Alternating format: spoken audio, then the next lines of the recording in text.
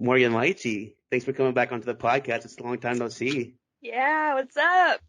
Nothing much. What have you been up to?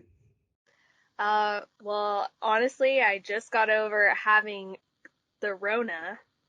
Oh, really? So, yeah, like a couple weeks ago, I was like, it wasn't a bad experience for me, but I was out for like a couple days and my boyfriend and I just kind of felt like crap. And then no taste or smell going on like 14 days right now. So, Wow, but that's yeah, crazy. it really wasn't bad. The only bad thing is like we weren't training jujitsu the whole time, so we're excited to get back on Monday. That's pretty cool. I mean, I'm sorry that you had Rona. I mean, I had it, cause I think July, like late July, I had it last year, You and hit it it was twice? no, I had it once. Oh, okay. No, I thought sorry, you when said you I had it had it twice. was last July. I'm sorry. No. Oh, But yeah, it was not the funnest experience ever, because I lost my taste of the taste of losing the smell and taste was like the weirdest thing I think, yeah. because like you wanted like nothing's coming your way to help you at all, so it's like oh my god, you feel first of all you feel miserable, and second it's like you can't smell or taste anything. Yeah, I think that's the worst part of it all. Like, I've been okay. I know, like, I don't want to downplay it because I know everybody's experiences are completely different and people have, passed away from it. But, I mean, like, I was just out. Like, I had the flu, you Yeah. know, and, I spent like 2 nights with just waking up with a cold sweat, you Hmm. know, um, and that to me was the worst part. I hate going to bed and waking up just like soaked, but Yeah. that's just your body's response to shake the virus, I guess. But yeah, I mean, literally 2 days, I think I was down and it kind of felt like crap. And then like I lost my taste and smell and I was like, oh God, like I guess this is what it is.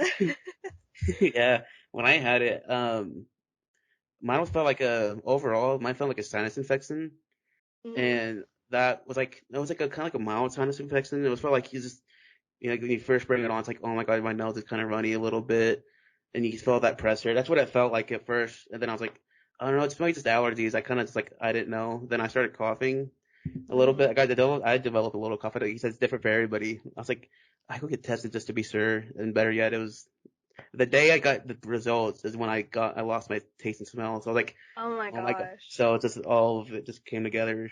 So Yeah, it's kind of crazy.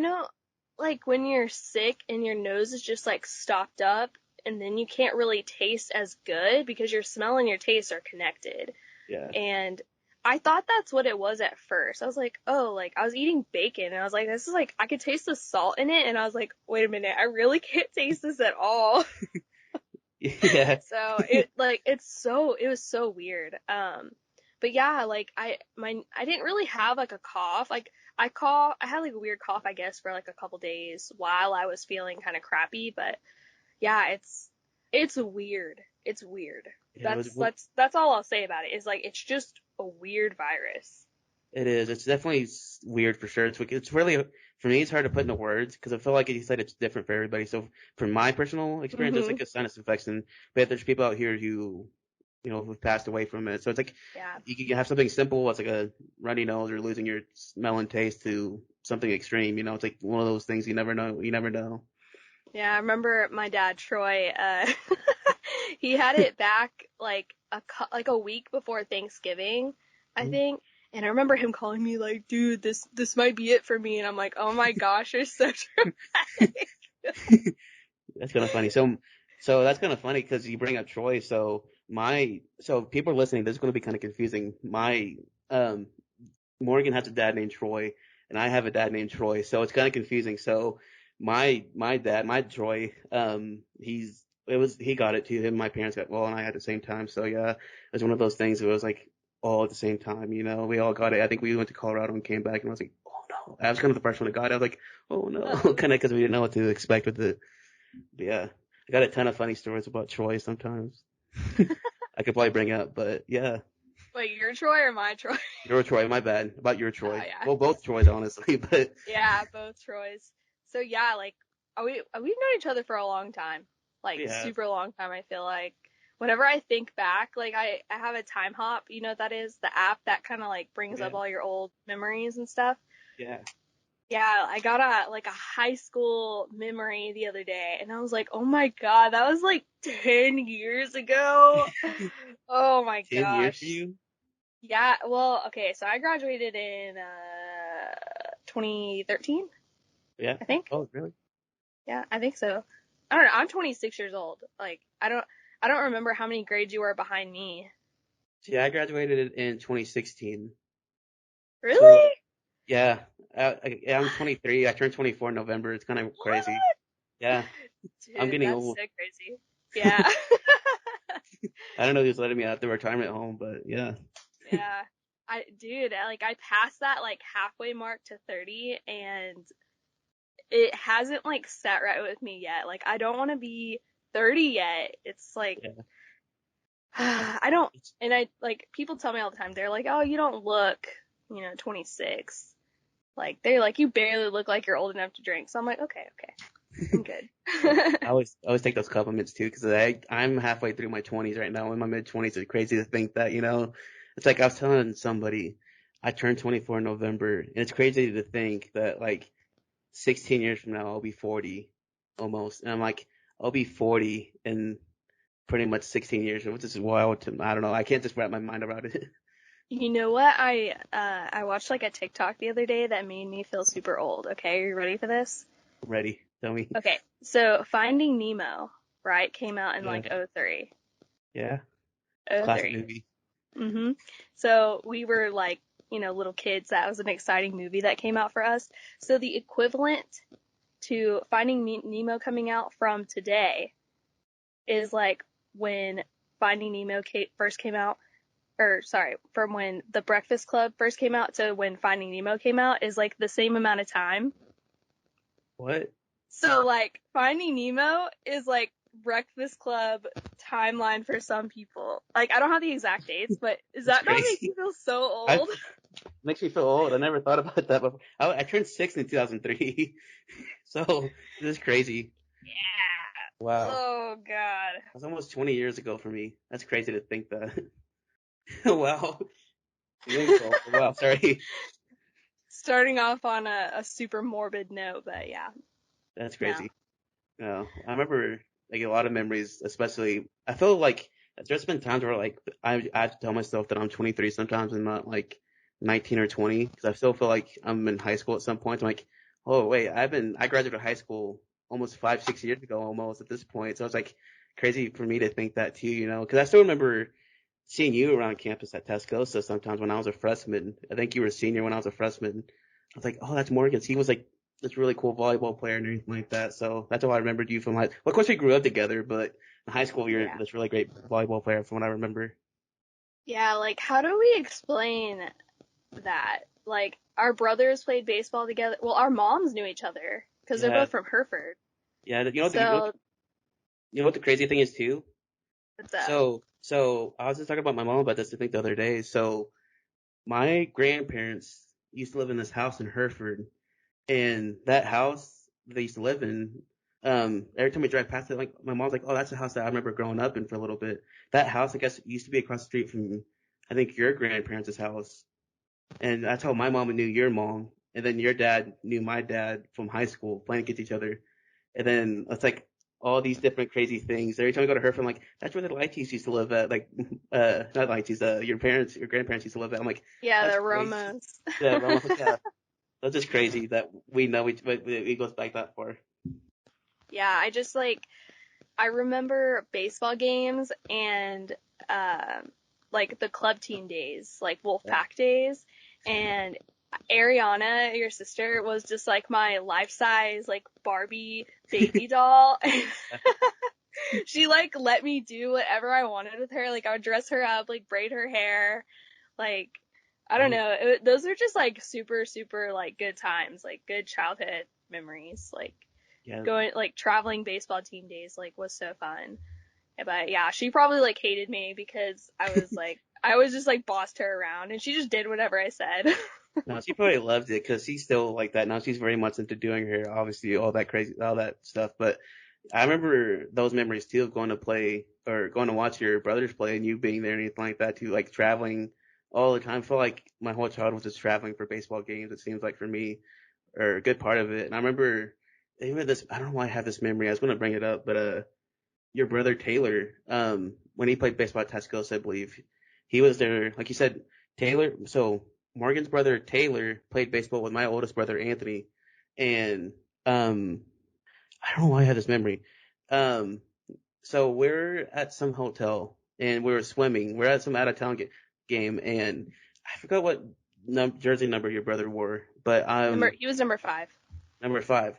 Okay, so I knew it was something to do with 5 in it somewhere. I thought it was 15. I don't know why. So he was number 5, and me being like the little weirdo kid I probably was growing up or anything like that. I knew Taylor. I was like, hey, what's up, number 7? Hey, what's up, number 8? I always said all the wrong numbers except for his number. He's just like laughed and didn't say anything. So I have that memory too. I remember your brother always saying like just shaking his head laughing all the time, like, hey, what's up, number 9? It was something. I have that memory of one time going to a hotel, like, hey, like I always remember like shouting like, hey, number 4, like just the most random numbers I could think of. I was like, hey, whatever. People You probably never said the right number? no, like I purposely said the wrong number on purpose. Like That's none of so it makes funny. sense. I just did it because I thought I was a funny kid at the time, but it was just really plain annoying. And thinking about it now, this little kid telling you around saying the wrong number. You know, I have a distinct memory of you as well. Um, Whenever they played at Tascosa. So I think it was me, my mom, your mom, and Ariana. We were like grabbing blankets, sunflower seeds, all this. We were grabbing stuff from the car to bring to the baseball game. And your mom's like, "Where's Carter? Where is Carter?" And then like we're just like walking up. You see like the press box and the field on the left. Then you have that like main field and then the old main gym, right? Yeah. So on that main field, uh, were all these girls walking by, and then you were like coming up behind us. I don't know where you were, if you rode in a separate car, but you're like, Mom, wait up. And then all of these girls, like high school girls that were gonna go watch the boys, like our brothers, they like walked up and they're like, "Hey, Carter." I don't remember that at all. Oh my gosh, and your mom just like started dying laughing. She was like, "Of course they noticed Carter."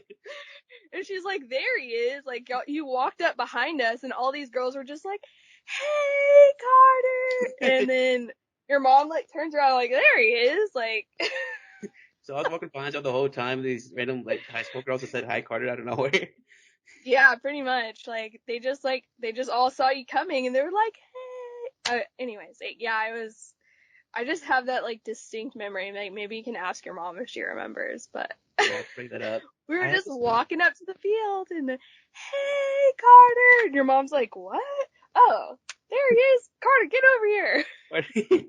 That's funny. I have this other memory. Speaking of the high school, where the baseball field used to be, so they've remodeled it since, and the football field, I guess football field directly behind the baseball stadium. Yeah. Um, so I have this memory. Someone I forgot who we were playing against, but someone hit a foul ball somewhere, and uh, you and I went to go get it, and because we didn't know, we were like, let's go get a baseball and see what happens. I don't know, just give it back, whatever. And for some reason, I don't know, I think someone had a foul ball, so we go get it, and like it was broken. So part of it, I guess like the red part broke off of it somehow. Hmm. So you and I were like, what's under the baseball? Like what makes it a baseball? So you and I somehow found a way to like undo the red seams of it. I don't know how we did it. I And like remember this. and the leather part came off the ball, and then we like got like the actual ball inside the leather part, the white part of it, and Yeah. then we like undid the string of it and see how far like it would go on the football field, like how many yards does it go, and then see if it goes from one end zone to the other. I remember this memory so vivid. Like I remember like I going to go pick up the remember ball, this. and like we got the ball somehow open, and like we like let's see how far this thing goes. So I remember having that The, memory. the, It was, the stitching on the baseball, like we were like taking it off and we're like yeah, dragging it across the field. So yeah, yeah. I remember that too. I had that memory. I was like, I That's just so now thought about that crazy. when you said that memory of me when being little. I remember like, oh my god, that football field. I remember that memory too of like you and I we did a lot of stuff together at that football field. That felt like back in high school. 'Cause it's like, I don't know, like, I have that memory a lot when I think of like baseball. I'm like, I go to that stadium sometimes, even now when I pass by, I'm like, oh, that memory of Morgan sometimes pops back in my head sometimes. Like, I wonder if any foul balls over there I can go open real quick. Do you remember them trusting us to work the concession stand? Yeah. Yeah, About you that. remember? And they had like both sides like open. Like we would close, like as soon as we got left alone, we would like close one side and make everybody come to one What's side. that? And we were like, do you think they would notice if we like made ourselves a cherry limeade? I remember that. Ate all the food in there. Yeah, and then like the players had those little like stamp cards, their little hole punch. If they had like little things that if the parents bought like a $25 credit, you just hole punch like whatever they got on the menu, Yeah. and they made one for you and I both. Forgot about that. I remember that I now though. You remember bring that that. up, yeah. I Yeah, remember and then like Scotty Long's mom was like so thrilled because she didn't have to work the concession stand. because you and I were probably doing it all the time. Yeah. I remember that. I even remember. I think we were cleaning out the closet a while back, and I found this old program from like 2005 or something, like 4 or 5. And I was kind of looking through it. I'm like, man, what like the memories of this probably thing holds. So I was looking through it, and there's like old pictures of, I guess, everybody, like you, me, people I remember it from, like, even. So I don't know who took the picture. There's a picture of, I think, us. I have to find it, but I think of us in the concession stand. That you bring it up. There's a picture of like me holding money, like acting like I was going to pay for something. Then I think there's a picture of you somewhere. I have to go look for it for sure. But I remember that memory of just you and I being in the concession stand trying to sell stuff. Yeah, yeah. I think we were just like free labor, For sure. if you For think sure. about it. Yeah, we pretty much did everything together. We did the concessions. We found Chase ball, foul balls. chase foul balls. Yeah. And then like my dad used to do the announcements in the press box and Remember keep that? the scorecards. And he would like, yell at me or like text somebody to be like, "Hey, someone tell Morgan to go get me some sunflower seeds," or like, "Go get my snuff from the truck." That's funny. And he Remember would that? sneak it up there. Like you couldn't have that on freaking school property. So, No. Your dad's probably the reason why they have those tobacco-free signs places. So probably not one of the reasons why. Tobacco, probably. probably. Because back then everybody kind of knew it, but I feel like there's signs everywhere now. You can't go 5 feet Yeah. without seeing a sign. But Yeah. speaking of your dad, we kind of talked about it a little off air about kind of want to talk about it now, but your dad and I was like we always run into each other at the Sod Poodles games here in Amarillo, and you're kind of telling me that your dad has a season ticket with your mom. Mhm. So every time like I ran into him twice, and both times I every time I see him, your dad's like, "Hey Carter, when am I going to come on the podcast? When am I going to come on the podcast?" So I'm like, "Hey, just tell me whenever you're free. We'll get one recorded." So it's like every time it's like, "Hey, oh, last time I saw him, it was about 2 or 3 days ago." And he's like, "Hey, I've listened to that podcast with you and Morgan about 4 or 5 times already." So Oh my gosh. so it's pretty cool that he's Yeah. actually it's pretty cool that he's listening though. Like, he's got a lot of funny stories. He's like, yeah, but when I come on, we're gonna talk about 80s music and stuff like that and all the concerts I've been to about different hair bands. I'm like, okay, sounds fun. No, actually, he would be a really good person He to would. talk about that stuff with because, um, like you said about going through like just random like closets and stuff. My dad was like cleaning out the attic one day and he found like a shoebox of just like all of these old ticket stubs. Oh, And really? I'm like, $8 to see Kiss? Oh, Like, no. $5 to see REO Speedwagon? Like, my dad has seen every single hair band, 80s band, 90s band, like, that you can think of. It's absolutely insane. And the prices on these tickets will, like, blow you away. So, um, like, me and Taylor and my other brother Dustin, we were like, you need to shadow box these tickets because Yeah. this is, like, insane. And so, sure enough, like he gets all the ticket, like all like the cool ones, the Yeah. AC/DC, Alice in Chains, whatever, and puts them in his like a little shadow box. So whenever you go to if you ever go to our house, which like I was thinking about like telling my mom like, hey, we should have the halls or like we should just have people over For sure. one day whenever I'm in town because I don't live in Amarillo anymore, but I feel like whenever people see my family, they always message me like, hey, like, just saw your mom and dad. And I always miss seeing all these Amarillo people. And then whenever I'm in town, like, I'm always like busy.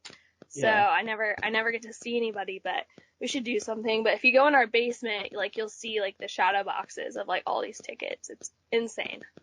That's crazy. I remember I think one of the times we saw your mom at the games, the Soccer games, your dad like pulled out his phone and like stole some pictures. Like, yeah, I went to this concert, like Rick Springfield and like Dallas or some other like New Mexico or something like that for like $12 or $10, something like that. I'm like, you saw Rick Springfield and all these people like AC/DC, Led Zeppelin, all these people that came through the Amarillo area, and like, can you imagine like they're now if you see any of those older bands in concert now, if any of them are still performing, they're probably like $200-$300 now just to go see those bands. It's crazy Yeah. that. And that's like nosebleeds. Yeah, I know for sure. Like you're sitting pretty much at the top of Dallas Stadium too if you're going to go watch one of those bands, for like $200-$300. Yeah, you're up there, your nose bleeding, and they look about the size of an ant. I That's know. about. But my dad was like, he told stories about like how him and his cousin Todd, I call him my Uncle Todd, but yeah, it's weird. But him and his cousin Todd and like a bunch of his friends, how they would like get in fights and there were mosh pits everywhere and everyone was smoking dope, and my dad's like, yeah, I didn't do any of that. I'm like, okay, Sure. whatever. Yeah. Right. And there's a lot of crazy stories or funny stories that I've heard, like going to concerts or anything like that your dad may or may not have told, but Yeah, he's literally crazy. He's yeah, insane. But he yeah, is my dad, and gotta put up with him, Gotta tolerate him. you gotta love him. But yeah, so going down memory lane is pretty fun. Yeah, and like, didn't yeah, Brandon played baseball too. Yeah, he played at Tuscaloosa too. Yeah, like I think him and I were closer to the same age. I think he was maybe 2 years, 1 year older than me, I think he but he played graduated. baseball. Yeah, he And graduated in 2012, I think. yeah, because I remember I think I had to decorate his locker out at some point too. Oh, Like really? I remember asking your mom like, "Hey, like what is Brandon like?" Because I had to like decorate and like I was in like the Diamond Babes or whatever. Oh, yeah. Yeah. That's Like pretty cool. I was dating a guy on the JV team and then we like broke up, so they like gave me somebody else's. They're like, "Who do you want?" And I'm like, "I don't know. Like I don't know any of the people that are on varsity." And I was like, "Oh yeah, I guess I'll take Brandon Hall." That's pretty cool. So everything kind of worked out. I know, right? Yeah. And then like I remember too, I think I told you this last time, but we weren't recording. I was like, whenever we were little, like super little, doing like the Wolfpack days, I was obsessed with Brandon. But he like didn't know I existed. Really? Yeah.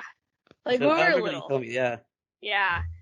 And then we like got to high school and I was such like a hopeless, like I would like get into a relationship in high school and like only date that person or like still be obsessed with that person.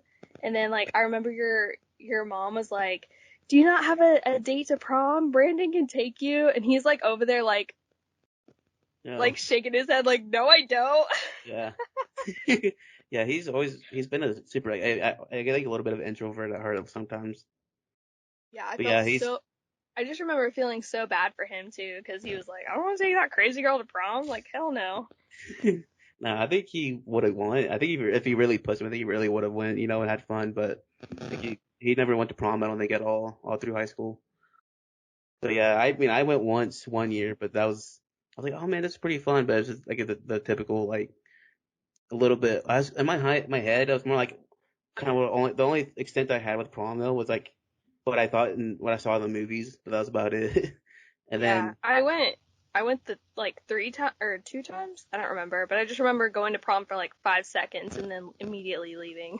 yeah, I don't think I stayed the whole night either. We got there like halfway through and then like left like an hour, like 30 minutes to an hour before it ended. So my date and I weren't there the whole time. It's kind of a funny story. I was going to bring this up. I don't know why. Speaking of prom, I just remember this story. That's nothing to do with this podcast, but I don't know why. like for a good time to say about prom, but I remember I took a date from Caprock with me to the Tascosa's prom. So, at the time, my senior year, the Tascosa was like, if you brought a date from another school, you had to like pay for their ticket. Yeah. Like, it was like it was like $5, something like that for their ticket. Like, Tascosa's was free, but you had to pay for someone and like say what their school was, whatever. So they're gonna write it down in their name. So, yeah, I went to this one room. I didn't know who the teacher was. I'm like, yeah, my name's Carter and I'm a senior, blah, blah, blah. I'm bringing my date from Caprock. And his first reaction was, oh, wow, like, we've got to check her at the door. I'm like, what? Like, he's like, better check her for any weapons. I'm like, what? I'm like, I didn't believe what I said for a second. I'm like, okay, just kind of move on. I got my money, just like legit left and went to lunch. I'm like, did this just happen? I didn't know what happened. I was like, dude, like, I don't know. That was kind of crazy. What's Like, wrong with people from Capra? I don't know. I didn't know how to process that. I'm like, I was so stuck in the moment. Like, I didn't know what to say, you know? People at Caprock are probably like, oh, you're bringing a date from Tascosa? Probably need to check them at the door. Like, Probably. Tascosa was super ghetto. It is, honestly. Some parts of it is, yeah. There's metal detectors now when you walk through the door. I don't know if you've been back, but I my haven't. mom still works there, so Yeah. How's she doing? She's still the librarian at Tuscaloosa, right? yeah. Yeah. Still, I'm like, we graduated and left. Like, you don't have to keep working there, but she likes having weekends and holidays and then summer. So That's pretty cool. I mean, I remember all the time, all through high school, going to the library and doing homework there all the time and always seeing your mom. It was always pretty cool. Like, I always talk to her, like, oh, so how's everybody doing? How's Troy, Cynthia, or Troy, Morgan, Taylor, everybody doing? I remember just always talking to her about everybody. Always seeing her in the yeah, library all the time. that's how people knew me. They're like Lightsey, like Miss Lightsey in the library. I'm like, yeah, it's my mom. They're like, oh, she's like the sweetest. I'm like, yeah, to you. Yeah, she's always been cool. She's always been cool. But yeah, Yeah, that's why going to the library, that's probably where I started like looking into like different stuff, like different kind of books, like mystery and stuff like that, you know? Like I yeah. was always, I didn't take one book out in the library. I always went there to read it. I'm like, okay, I'll just put this back in and leave. I never took one book out at all.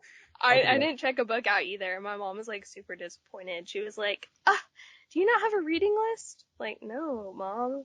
And if I did, I wouldn't check a library book out. It'd probably be overdue, even though you're my mom and I could literally just give it to you. can you take this in for me, mom? Yeah, for real. And but that's why when I started listening to podcasts in high school, towards the end of high school, Really? probably, yeah, that's when I started getting into it. And but not before long. That's when I started getting. People were like, 'cause podcasting was kind of a weird thing back then. I don't know if it really was as popular as it is now, kind of thing, you know? No, I Because feel like, like it's just recently they've become like, they've really blown up, especially in the past couple of years, yeah, I would say. yeah, because like I remember I was always listening to music, and all of a sudden one of my friends like told me like, "Hey, listen to this podcast." I'm like, "What's a podcast?"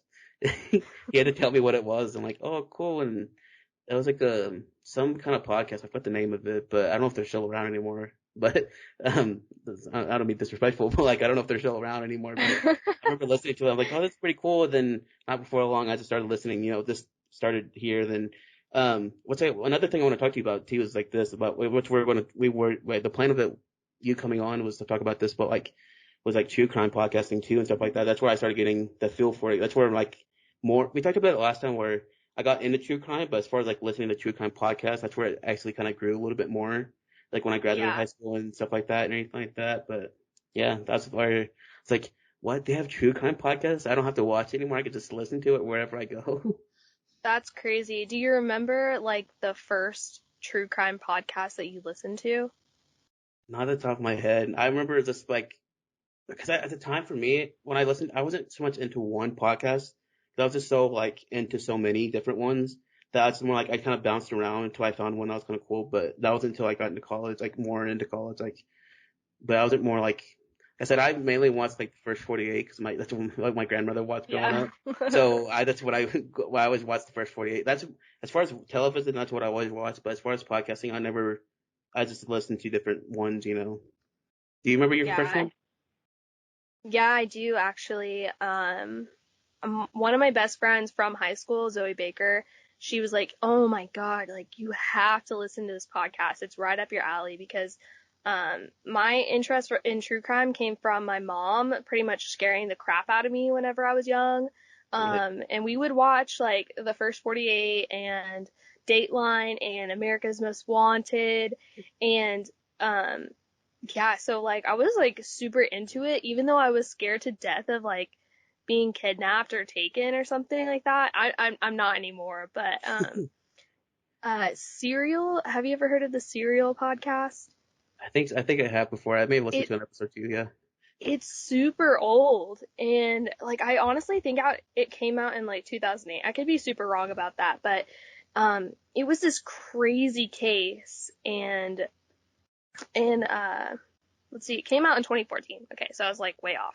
But 2014 is whenever I listened to this podcast. It was like I think maybe a couple months after it came out, and we were on our way to Amarillo from College Station, and I was like, "You want to listen to this podcast? Like, if it sucks, we can like listen to music or whatever." And my boyfriend's like, "Yeah," and we were just like glued to this. Like, we couldn't believe like what we were listening to, because it's about this girl that gets murdered and this guy who gets convicted of her murder, and you're just like, did he do it? Like, is this a wrong victim? Yeah. And there's just like there's a lot of things that go wrong, and it was really really good. And the lady that is like telling the story, she's just Mhm. such a good storyteller, and that's how I got like started into podcasting, and particularly like true crime at that was the Serial podcast. So That's pretty cool. So what was the first case like outside of podcasting, true crime podcasting? What was like? Do you remember like the first like true crime trial that you remember like you stuck to like oh my god like this is actually like stuck my mind like brought like oh my god this is like so interesting to me. Do you remember that first one? That's yeah, uh, well, okay, like the first true crime case that I ever was like, holy crap, was the guy who hosts America's Most Wanted. oh I yeah. don't know if you've ever, yeah, I remember him, but I'm gosh, trying to remember like America's. Hold on, I'm gonna search it real quick. okay. Um, America's Most Wanted host, John Walsh, and he Yeah. had a son who was abducted at a mall, Oh, yeah. and yeah, that's how he got started with into the entire America's Most Wanted scene. Is he had a son who was abducted from a mall, and his decapitated head was actually found like Oh, in a wow. ditch nearby, and they like never found his killer or anything like that. But he brought awareness to like Amber Alerts and like missing kids cases, and like really got the ball rolling and all that. And so I thought that that was so interesting. That was just like my entrance into true crime. But like the most notable case that I can remember is literally O.J. Simpson Yeah. and the white Bronco on the TV screen. Like, that case just like blows my mind. It still blows It, my mind it to this day too. Like there's so much, I, there's so many details that like I like they said the people versus OJ. Like I watched that countless times already because it feels like there's so many detail. Like he, did OJ really do it? Nobody really knows if he really did it. People say he did or didn't, but I don't know. It's so crazy. There's such a conspiracy behind the OJ Simpson thing. yeah, I mean, like, what's like really upsetting is Nicole Brown Simpson and Ronald Goldman, like their murders just get completely overshadowed by the fame of O.J. Simpson. Like it's like it's super upsetting, and like every time I think about that case, I'm like, people are so like obsessed with OJ that they totally forget that two people like lost their lives. Yeah, this is a crazy trial because everything like they made it such a big like public thing. Like you said, they made it like they literally forgot two people forgot like they like were killed in some situation like like this football because this football player his fame was so huge that people just forget about Nicole Brown and Ron Goldman and all that. So it's just crazy that even the things that followed afterwards, like gosh, who was the which one I wrote his name I wrote down so many notes like I brought up earlier. Like OJ's like attorney and all that. All these people are Hmm. like, if the glove fits, you must acquit and all that. Yeah, Like he basically Dr. Seussed his way yeah, out of a but conviction. he did for sure. I remember I remember like even like hearing the trial, like even like when they gave like the verdict and everything like that. I'm like, wow, this is like something like that's going to, whether if it's guilty or not guilty, that's going to change the road. Either way, because you never know. Like, if he's guilty, they got the guy, but if he's not guilty, that's you don't know what's going to happen. They said not guilty, and just everybody saw the aftermath that followed afterwards. It's just one of those true crime cases that like there's so much craziness with it. Yeah, and you have to like wonder too, like if this was any other guy, besides OJ, you just wonder how differently this case would go down. For You know, sure. I believe that, there were like three different components of evidence, all with DNA from the victims, both victims, and the suspect. All Yeah, found in his house, at the crime scene, in his car.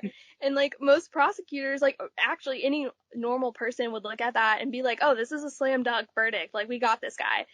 And on top of that, like, OJ's got history of spousal abuse. for sure. Yeah. And he wrote that crazy book. Like, I don't know if you know this, but he wrote the book If I Did It, What's is crazy? which is like Like, hypothetical accounts, like if he actually, like did the deed. And it's just like, this guy, like, the balls on this guy. yeah, anything to get money. It seems like if I think about it, if I did it, that's just the name alone, the title of the book alone. It's like one of those things. Like if I, to me, I don't know, just like any random person. It sounds like he is the one who did it. If anything, I don't know. It sounds like he did it for sure. I don't Yeah. just like. Go ahead. Oh, no, no, you go ahead. I was gonna say like even like you said they even found like DNA stuff like to OJ, like that tied into OJ or yeah OJ, and even like I even heard too like they found some stuff that was like they found some kind of blood that like it's like They found there. found the glove. They found the glove on his property, And they think it and was it had, planted. yeah. So the deal with the glove is that it was found by the detective, the lead detective, Yeah, who he alone jumped the fence on OJ's estate and found that bloody glove. And so it's like, sounds okay, crazy. did he really find it, or was it planted there by him? Because a lot comes out about that guy, right? Because they played that tape recording in court of him using all the racial slurs, and it wasn't just once or twice, it was like It was 40 times. So the yeah, dude's just like, I mean, he's no doubt a racist, for sure. like, and like, you can't even make the argument like, oh, at the time. But, whenever he's using slurs and there's all the racial tension with like the Rodney King riots going on at that time, and he's just being grilled for being a racist, and it's like, OJ, he's a person of color, and so it's just like, whenever I can imagine being like a jury member and just being like I Yeah, don't know what to think. Like, this is crazy. I know. Even the jury, they have those are like I think 11 people in that jury, and even even some of the people like they were looking for different stuff for the jury. They're like different certain people. I'm like, so crazy that even it came down to the jury how much they could find the verdict. Like the verdict they wanted. It's like every little thing. Was the glove planted? Do we have the right jury? It's just every little thing to find to see if OJ was the murderer or not. And Yeah. also forget that two other people died. It's just crazy to think that. But I did find out that like all the proceeds from that book did go to like the Goldman family. So the guy that also died with Nicole Brown, like his family got all the benefits from that book. So that's like one decent thing Yeah. that came out of that. And it wasn't just the glove too. I remember they found a bloody sock Oh yeah. What in his about that room, and he had the shoes same size, same brand, same. pattern or anything? Yeah, and he's like, oh, I would never wear those shoes, they're ugly, and he's like pictured in them like a dozen times by the paparazzi. So he's seen wearing the shoes. He wears the same size. The soles, match the imprints that they found at the crime scene. It's Yeah. just, there's a lot of like, how with Uh, DNA evidence, like DNA is so concrete that it just I even with like all the racial stuff that was like brought into it and the Dr. Seussing and everything, I still like couldn't go walk away as a jury member with a clear conscience of a non-guilty verdict. Like I I could, couldn't do it. neither could I, because it feels like there's, like you said, there's so many concrete things that like that point to say that OJ was the murderer. You know, there's so many things like every like even like it kind of goes back before the murder. Even like OJ, he said OJ was like abusive or not, like, well, mostly abusive to Nicole. Like even Nicole's sister Denise, she testified like in February, like early on in the trial, saying that he was mostly abusive to her and everything like that and everything. Like, it's Yeah. just there's so many concrete things that like that point is. I think I could be wrong. That's the thing. Here we are, like when it happened, 93 or 4. Here we are in 2021, Yeah. still talking about it. It's just crazy. One of those things that people don't Yeah. know, I guess. It's just like there's a lot of things that I guess came into play too. Like I read that the police just pretty much botched the entire crime scene at that time, and they never tested DNA that was found under Nicole's fingernails or Yeah, fingerprints that were never lifted and tested. It was a mess. So forensics made a lot of mistakes too with like handling evidence. They left evidence in a van and it overheated, so the bacteria like messes like I'm not into forensic science or anything like that, but yeah. that's just like you can't let the ball drop whenever it's something that's serious and something this case is just so well known, but sheesh. It is. There's so many things that feels like that could have been maybe handled better. I don't know. They let you said they let the ball drop. A couple areas. Yeah. Like speaking of, like, But go ahead. Go ahead. oh, I was just gonna Sorry. ask you, like, if it wasn't OJ, have you heard of any alternative theories? Like, who would you think it was if it wasn't OJ? I don't know. Even though I think you and I like are on the same page, like he obviously did it. Yeah. But there are some interesting like alternative theories. So I just like was wondering if you had any, because I have like one that like sticks out to me. What is that? I like to hear it. 'Cause I don't have any right now. So okay, so his son, Jason Simpson. I've heard about this, I think, before. I think. Yeah. So the theory is that like since the gloves didn't fit OJ, which leather gloves, they were frozen, unfrozen, they were wet and then dry. Um, they didn't fit, even though there's like other factors. I get that. But his son actually might have murdered these two and panicked and called his dad to help cover it up because like at the time, I think he was diagnosed with intermittent rage disorder Yeah. and he was off of his medication for 2 whole months. And so he was basically like out of control. Um, he had been like on probation, like he had physically assaulted like a couple ex-girlfriends, and at the time he was on probation for attacking his boss with a knife. Well, With a knife. of all weapons. I know, right? And And he had like knife combat training for the Naval Academy. And oh, then like yeah, they found like a storage locker and he had a knife that matched the description of what was used to kill Nicole and Ronald. really? And then like on top of that, OJ hired it like the top criminal defense attorney for his son, even though Really? he wasn't being looked at as a suspect. So that kind of like Sorry, I'm just made thinking me about think that. a Like, little bit. there's so many crazy things. I didn't know that part. Wow, I didn't know any of Yeah. that. It's just Yeah, crazy. I saw a TikTok about it and I was like, Like, ooh, why would like you that's hire interesting. why would you hire your best attorney for your son? I don't know. Yeah, Like, if you think it's really not guilty, why would you hire the best one for it? I don't know.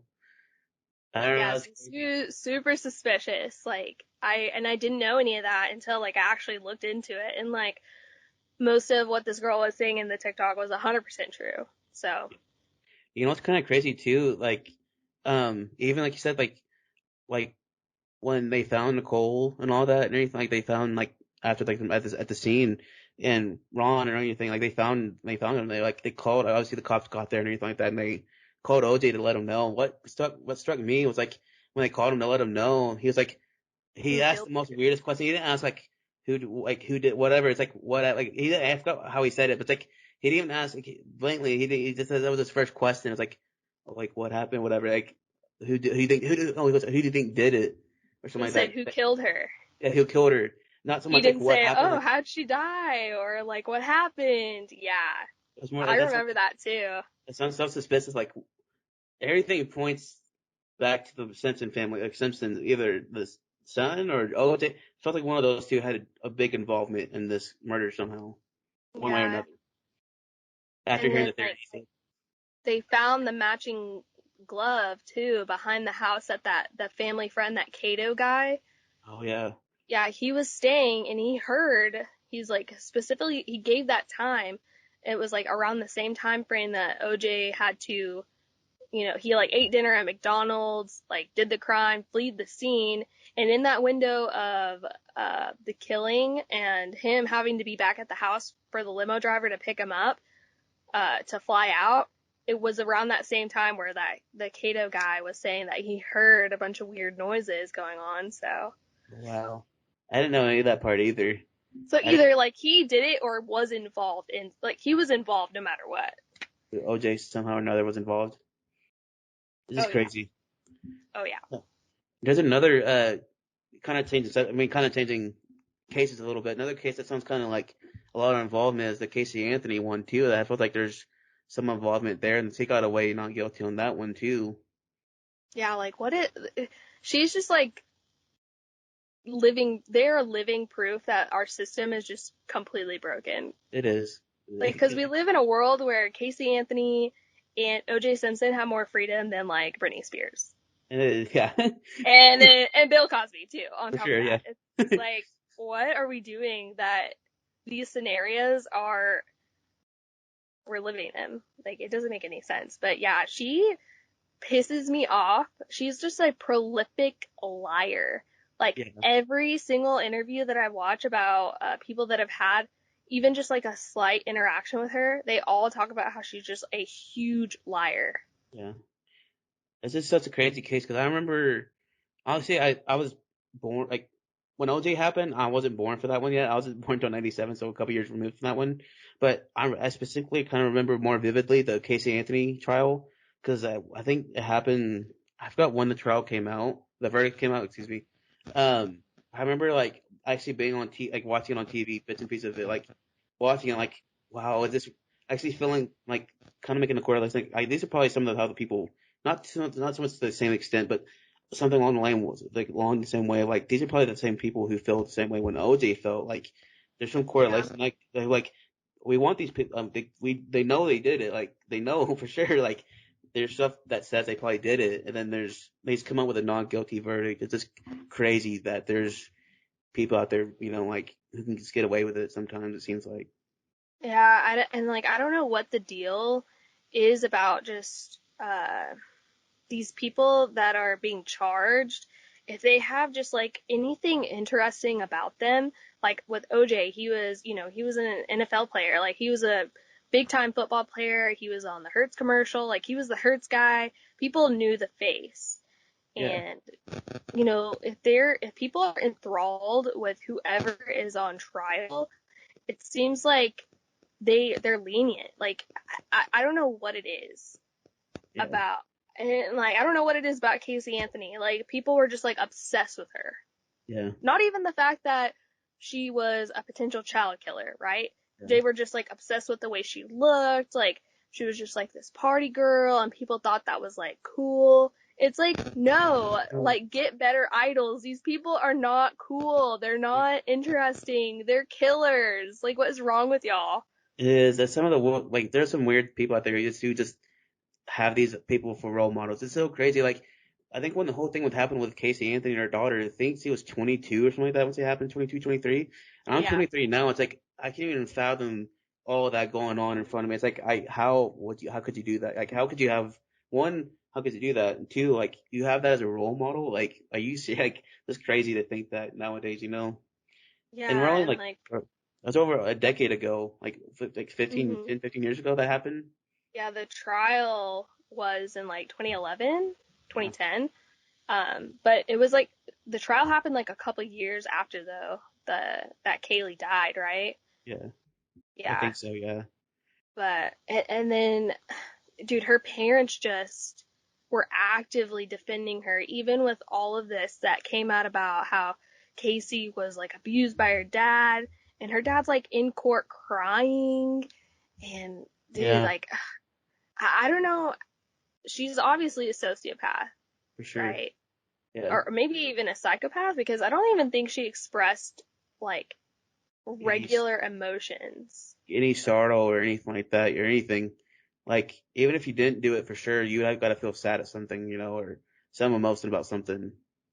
Yeah, You and know, like her daughter was so precious, she like was. such a cute little girl, and she, she lied about being pregnant the whole time, I and forgot about lied. that.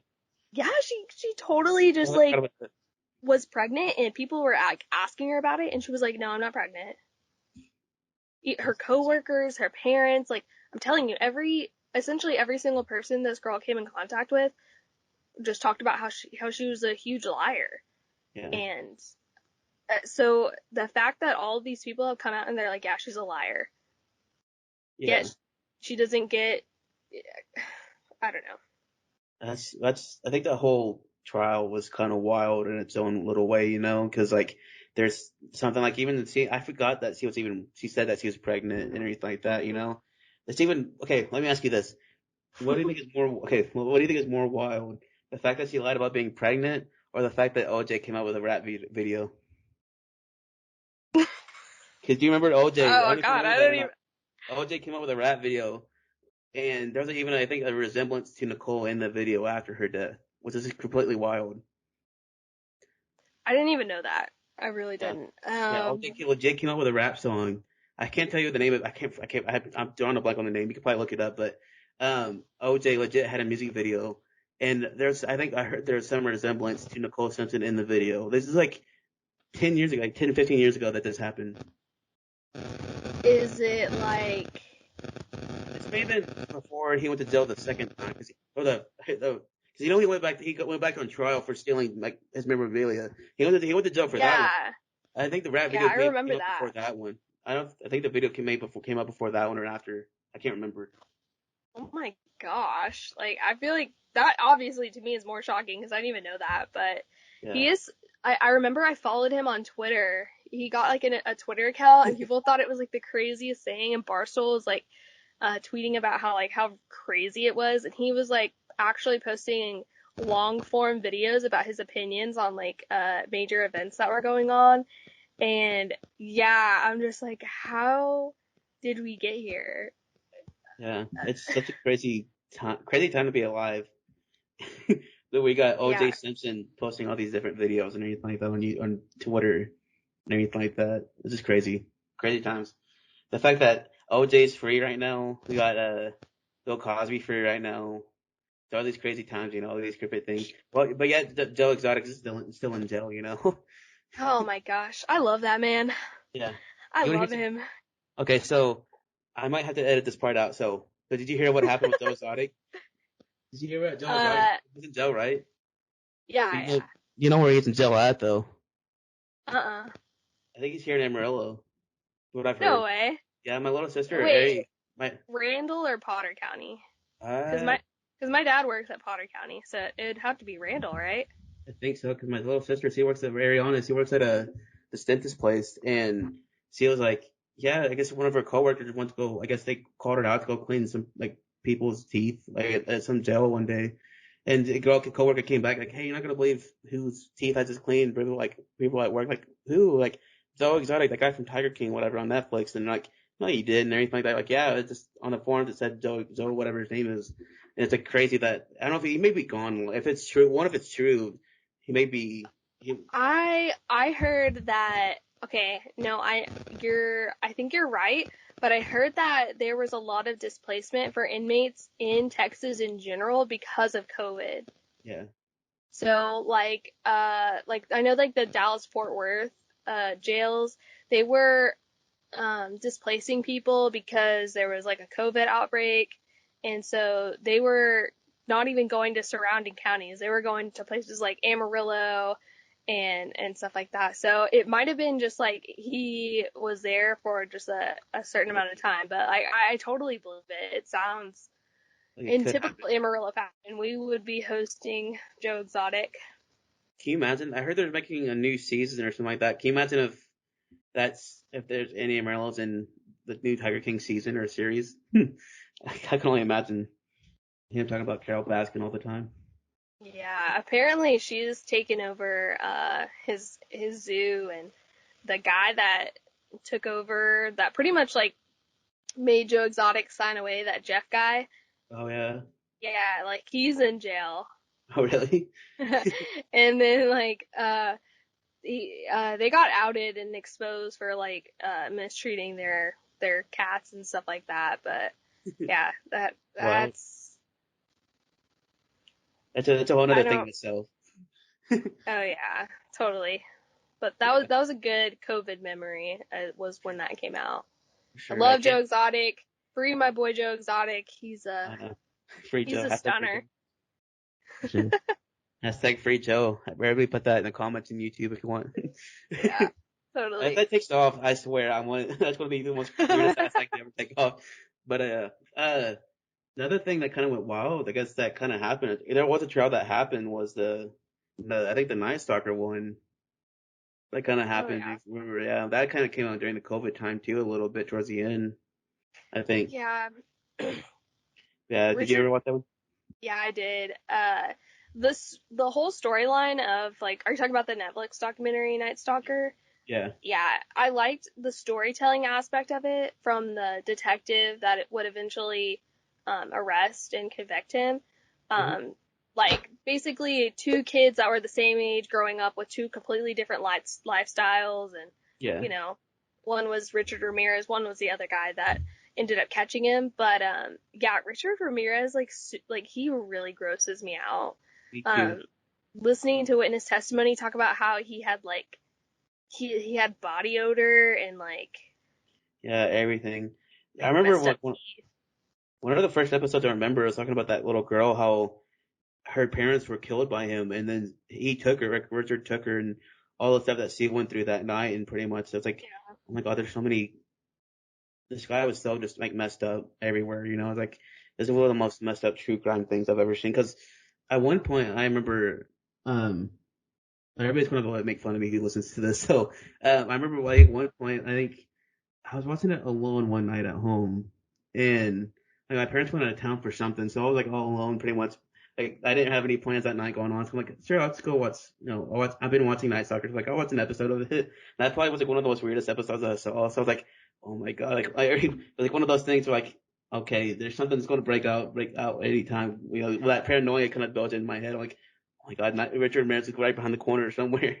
You know, he's no longer with us. He's passed, but it's like he's somewhere. He's somewhere, kind of thing, you know. No, like I totally get that. I mean, he terrorized Southern California for a long time, like, and He did.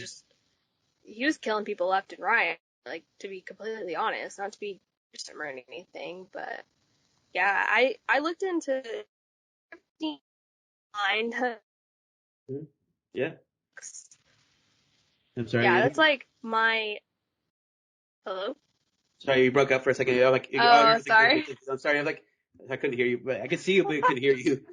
Yeah, you were like, what? No, have you ever seen Mindhunter on Netflix? I think I've heard of it. I've never seen it yet. I never come around to it yet. Okay, so it is by far like my favorite true crime, uh, I guess show. Even though it's like a nonfiction like storyline, it's based on fictional, or sorry, it's a fictional storyline, but it's based on non-fictional characters, right? Mhm. It's basically filmed around the time that like psychological like behavior of serial killers was being like studied, and they coined the term serial killer, and you're introduced to all of these serial killers like um Ed Kemper, the co-ed killer, Charles Manson.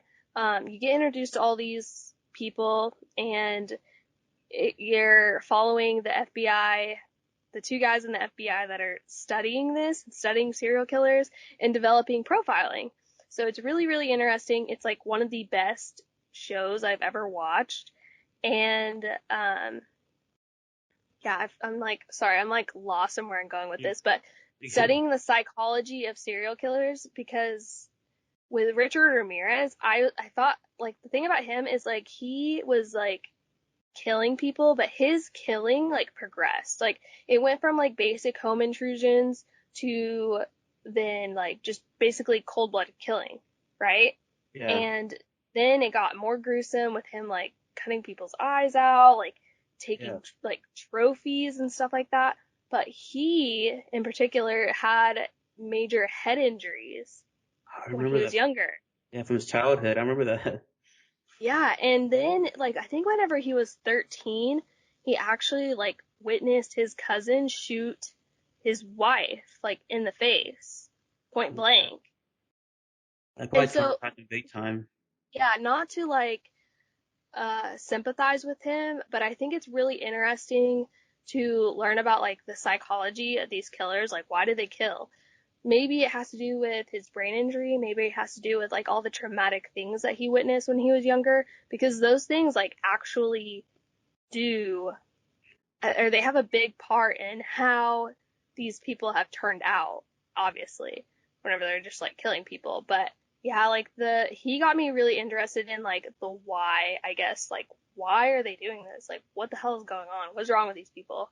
Yeah, for sure. There's even I thought about that too at some points. Like why.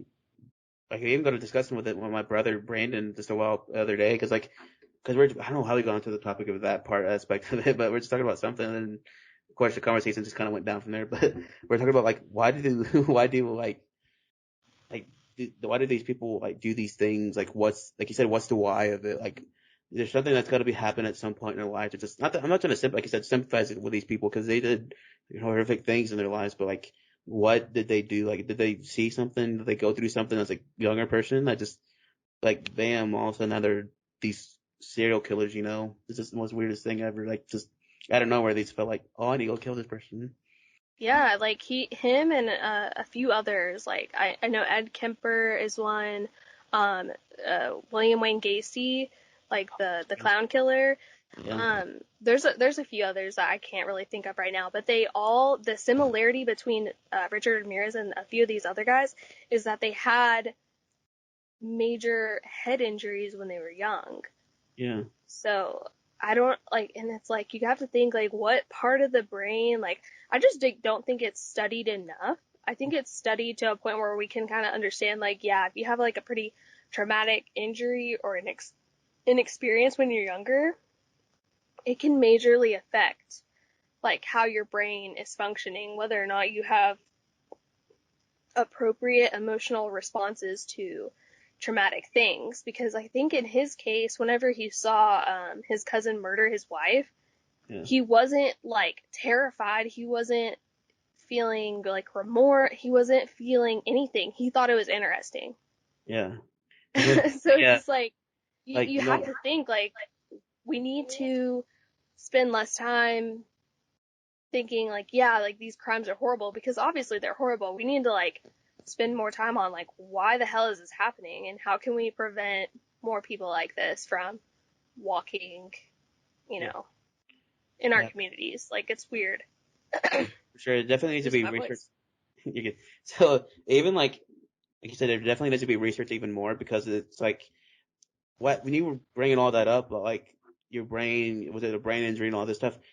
The whole time when you were explaining that whole thing, like was it a muscle thing, like and all that.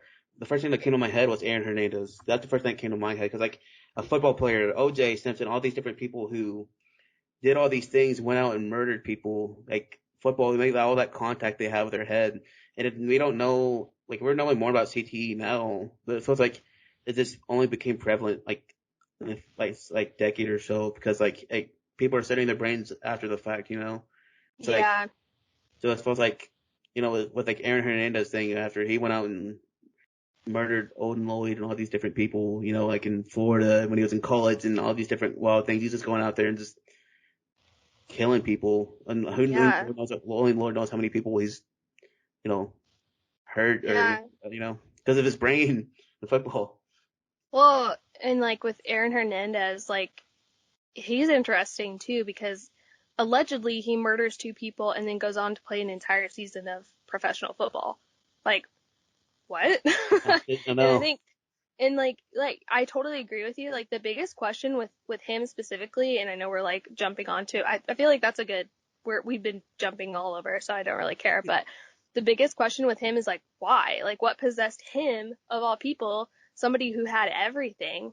Like Yeah. what possessed this man to kill? But it's like also too, like what was really going on in his life because we only really ever saw the athlete version of him, you know, like I mean, and He was, he's got a really interesting case too. But okay. like um with CTE, I totally agree with you. You know, you can't tell if somebody actually has CTE until you know, take your brain and, you know, slice it and Yeah. look at like literally you have to look at the physical inside of the brain. Or like It's, at least that's what I remember from the movie Concussion with Will Smith. yeah. You know, But those are, that's bad.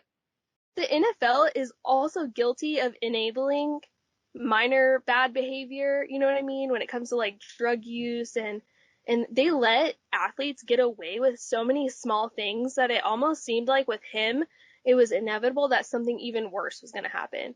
And like they're so notorious for protecting players who make bad choices and then they also downplay the seriousness of CTE. So like honestly, I feel like the NFL should have taken a little bit more responsibility with that case too. For I sure. don't know how you feel about that. I agree 100% with what you're saying because, like you said, that even there's, I think, an interview that Aaron did, like, I don't know if it released until after his passing, but like, that you're like, yeah, Aaron was like, all he did was like take Toradol and smoked weed and all this different stuff and everything like that. What's this Toradol for people who don't know is like what football players use to like, when they're in the most physical pain ever, they take it and they just helps them perform. So it's like all these crazy things coming together, this accumulation of just all these different things because they don't know how to just like cope with like everyday life like normal people can. You can't just go outside and like, oh, I want to do X, Y, and Z today. They go out there and like with Aaron, not saying all of them do that, but like with Aaron's case, he went out there and it's like, oh, even in college when he was in Florida with on the same team as Tim Tebow, which is kind of crazy. You have the super Christian dude and Aaron Hernandez on the weekends is going out there murdering people. You know, it's just crazy Yeah. that there's all these different people how to process different things, I guess, and just Aaron just one of those things where his brain just he wasn't able to process it because his CTE was just so bad and off the chains, off the charts. Yeah, you know, whenever they did eventually look at his brain, the doctors pretty much like came out and said it was one of the worst cases that they'd ever seen. Yeah, Um, so that could tell you a lot about his just his decision making and his lack of um you know, being able to deal with, and also I think he was dealing with some crazy demons, but he just, his impulsivity and his irrational decision making, I think speaks for itself whenever we talk about like CTE. Like, I don't know. And I hate, and that was like back in the day too, whenever they, right? Whenever they had like the smashing helmets, like whenever it was like cool to like knock somebody out, and it's like, no, dude, that's not cool at all. yeah, it's not at all. It's like it's completely stupid. They NFL's changed their rules. It feels like when Yeah. there's people out there getting fined left and right, you know, for going in with their crown over their Well, helmet, hitting it people. took them so long, you know, it took them too long Sure. um, to look into that. So it's just, it's upsetting. And, but also too, I think that Aaron Hernandez was a narcissist. Yeah. I think that had to Yeah. do with like I think that had to do with a big part of his trial too, like or his case and everything that went wrong too. It's like he was living these two different worlds that just didn't know how to live in the middle. He's like living here or living here, and he just didn't know how to like be normal, like be not normal, but like I don't know. It's just even like when it's during his trial, like his case, like for the murder, I guess I forgot which one, but like he like the owner of the Patriots, Robert Kraft came in. He like kept looking. It's like oh my God, like everything's like coming together full circle now. It's like, I can't hide from this. And now he's like, doesn't know how to understand how to live this lifestyle, I guess. I don't know. I don't know if I'm making sense at all, but that's No, why no, I I got totally, I get it. like you said, Yeah. it's just irrational decision making. Just he doesn't know how to make great decisions or any good decisions. And it feels like that's kind of the theme for some of these people, like Richard Ramirez or whatever. Some of these true crime things is just they go hand in hand, I guess sometimes. Yeah, and now that we're sitting here talking about Aaron Hernandez, I think too, like prosecutors in his case were having to like overcompensate for painting him in a bad light because Yeah, of OJ. They didn't want people to see just the athlete side of Aaron Hernandez. So I think that they took it not like over the top, but they tried like way too hard. They were like bringing in his like tattoos and questioning whether or not he got specific tattoos that memorialized the murders. So there was like a drive-by shooting murder, right, in Boston. So there was two people that died in a drive-by shooting. The police had no leads at the time, and eventually they found the weapon in his possession that was used in those murders. This was wow. after he was being investigated for Odin Lloyd. So Odin Lloyd was actually like I think a friend of his, like from his hometown. And Yeah, also too, I think what's for people that get famous so like quick, um, like hanging out with your old hometown friends is just like that you were making bad decisions with. It just isn't really a good thing. yeah. Um, because I think Aaron Hernandez, I can't get behind the whole thing about him being a closeted gay. Like, Oh did you watch that documentary? And I I did. It was one yeah, of those things I heard. I'm like, me and Brandon were not watching together and like, what? Like we just looked at her like, what? Like, yeah, like, and even if he was bisexual, right? Like yeah, that's totally, it has nothing to do no, it's not. with with the case, in my opinion, unless he didn't want to be outed Yeah, by Odin Lloyd. But I think with Odin Lloyd, I think he didn't want to be outed due to uh substance abuse. Like, I think too, with him being a narcissist, I think that he held himself to such a high regard that he was like willing to end somebody's life to protect his own reputation. yeah, Like, so yeah, yeah, his case, and also too, you know, he died. He hung himself before all of his appeals were exhausted and stuff like that. And so since he died, that abatement ab initio, you know what that is? yeah. It's like if you die in jail, your family gets any remaining money and stuff like that, right? Yeah, Yeah, it's so like the estate had that opportunity to vacate the conviction and left the victim's family with nothing. yeah, And yeah, it was just adjudicated. Like, that was so upsetting too with that case. I'm just like, how on earth did he take the easy way out and then no justice is served? no, because I think it pretty much seems like he knew what his game plan was going into it. Maybe not in the beginning, maybe, but maybe towards the end, like maybe middle towards the end, like, well, he may have heard about abatement and all that in jail while I was in jail. So that's Yeah. maybe where this is I'm maybe just speculating, spitballing out loud. I could be wrong, but because I was kind of thinking out loud. It's like he, maybe heard about it in prison when he went to jail, and it was like, no, there's this thing, you're Aaron Hernandez, this big superstar for the Patriots. You have millions and millions of dollars. If you do this, if you hang yourself, your family's gonna get that money. And he just wrote that letter out and did it. And on the letter, it's like, yeah, congratulations, you're set for life. And then the government came, the state, he said, call that came in. It's like, no, psych, I'm getting all that money back. You're not getting any of it. It's just a Yeah. crazy thing. Yeah. But I mean, like, um, although like I kind of agree with you, maybe he was thinking about that, but like a bunch of the people that his fellow inmates said that he was very like oddly optimistic about getting out one day and then like playing football again. So, but also too, he had CTE, so he may have impulsively made that decision, or he might have been like thinking about, like taking care of his family since he knew he was going to be in jail. And just like couldn't get over the fact that that was his reality, and then just like was like, fuck it, Sure. you know? In the And sorry, go ahead.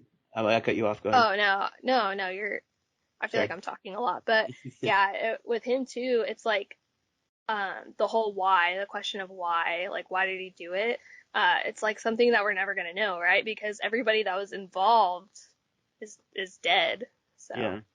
So we'll And never really know why. I don't think we ever will either. Unfortunately, it's one of those whys we will never get the answer to.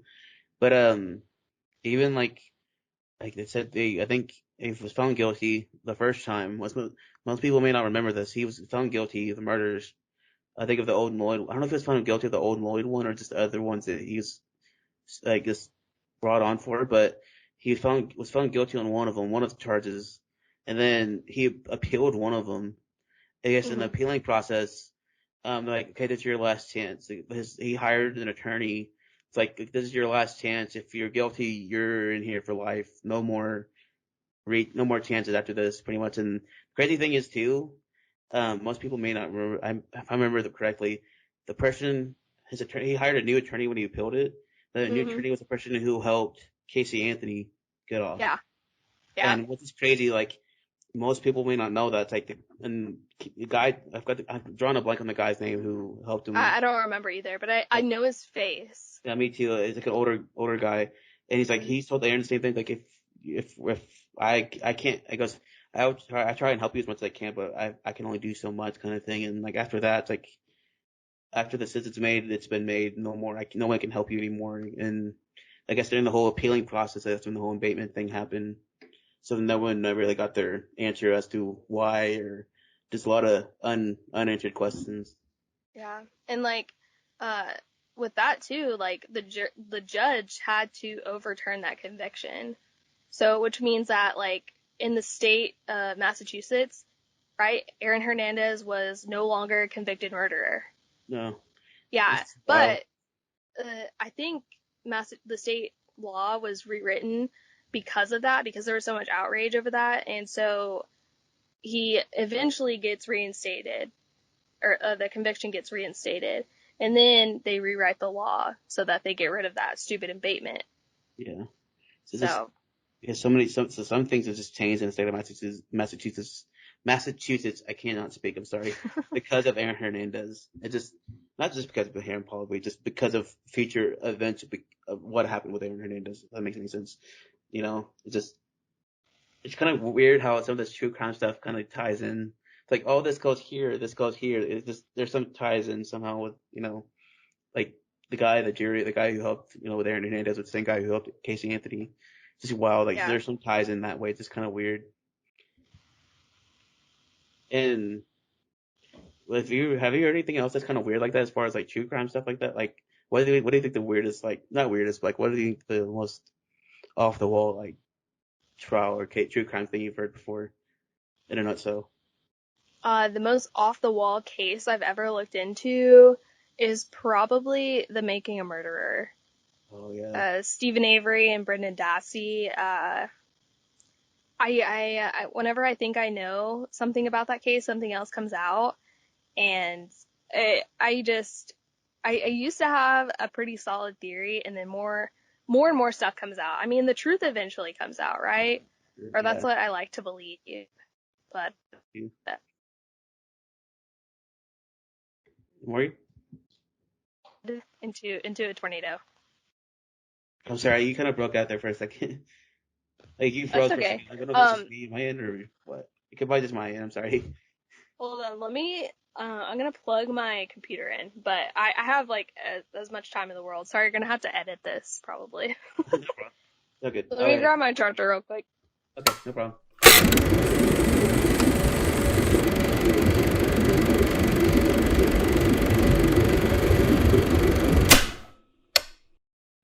What were we talking about again? Aaron Hernandez, You, right? no, you asked me about the Oh, craziest case Brendan that I've Dassey and ever. all them. Yeah. Yeah, and I said the Making a Murderer. Like I was super obsessed with that for a while, and me and Taylor were like super obsessed with it. Um, Yeah, that's like probably the most me and my brother Taylor have ever bonded is over. Sorry, this is bothering me. It was over making a murderer. Really? Yeah, because What? we both think that Brendan Dassey got he got hosed for no reason. Like the Yeah. kid he's not mentally competent to hold a conversation, so there's no way that he committed a murder Mm. or conspired to commit a murder, you know? So, I mean, poor kid. I know. How many seasons are there, or how many parts are there now? There's three, right? Three or four? No, I think there's only the two parts, but they're super long. Yeah, that's probably why I think they're super long. Is because I watched the newest one that came out. I watched the newer one, not the newest one, but the newer one. I got like Yeah, with halfway the, through, like everything was going on or anything like that. I got like part way through that part, and I was like, man, there's everything so much going on. Like I remember I was keeping up with that so much, and I was like, what's gonna happen with Brendan and all that? Like, what's going on with everybody? And I just felt bad for Brendan because like he to put him in the same area as like Ted Bundy or OJ, it's kind of just crazy, like you said, I don't know, it's kind of crazy I feel bad for him. he was just a kid, Yeah, and um, his,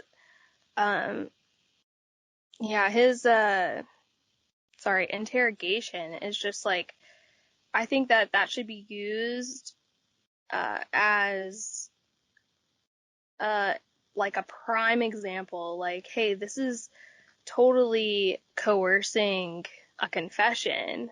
yeah, Um, just like it has all of the elements of coercion.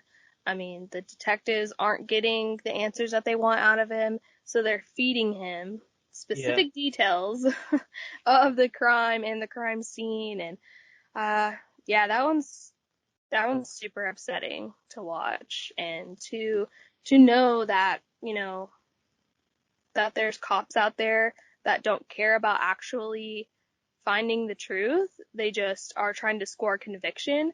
And I think that with a lot of these cases, I wouldn't say the ones that we've talked about today specifically, but yeah, there are a few wrongful conviction cases out there that it's just like it totally could be avoided if people were just good at their job, they're better at their job, and were honest and seeking actual justice. So yeah, that one gets me in the feels. I feel bad for that kid.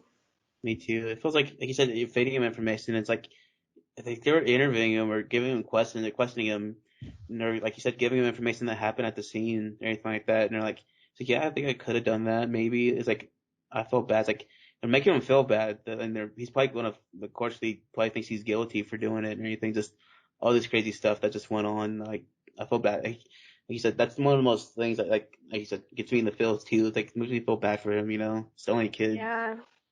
And I mean, at the end of everything, they're about to put handcuffs on him and book him, and he's like, "Mom, are we gonna be able to make it for WrestleMania?" Oh, Yeah. oh, it broke my heart because he just has no clue what just happened. He's not able to, he's not processing that you're going to jail. You can't leave anymore in your maximum capacity. You can't leave. Yeah. It's it's one of those that just sucks, dude. Just everything about that stinks. Yeah, and like his IQ was so low that it's just you know, um, doing just like basic functions of everyday life is just like surprising. Like, whenever his defense team like came out with his IQ score, I think it was in the documentary. I don't know. I listened to his one of his attorneys.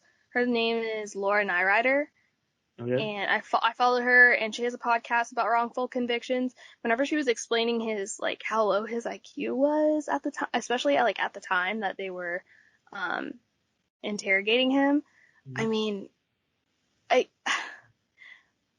he doesn't have the mental capacity to he just would wake up, eat, sleep, go to school, Yeah, watch watch WrestleMania. That was his life, and I don't think that he what's it called whenever you have to do things um you have to have like a pattern, like is it routine. OCD or maybe he had like Asperger's or something like that.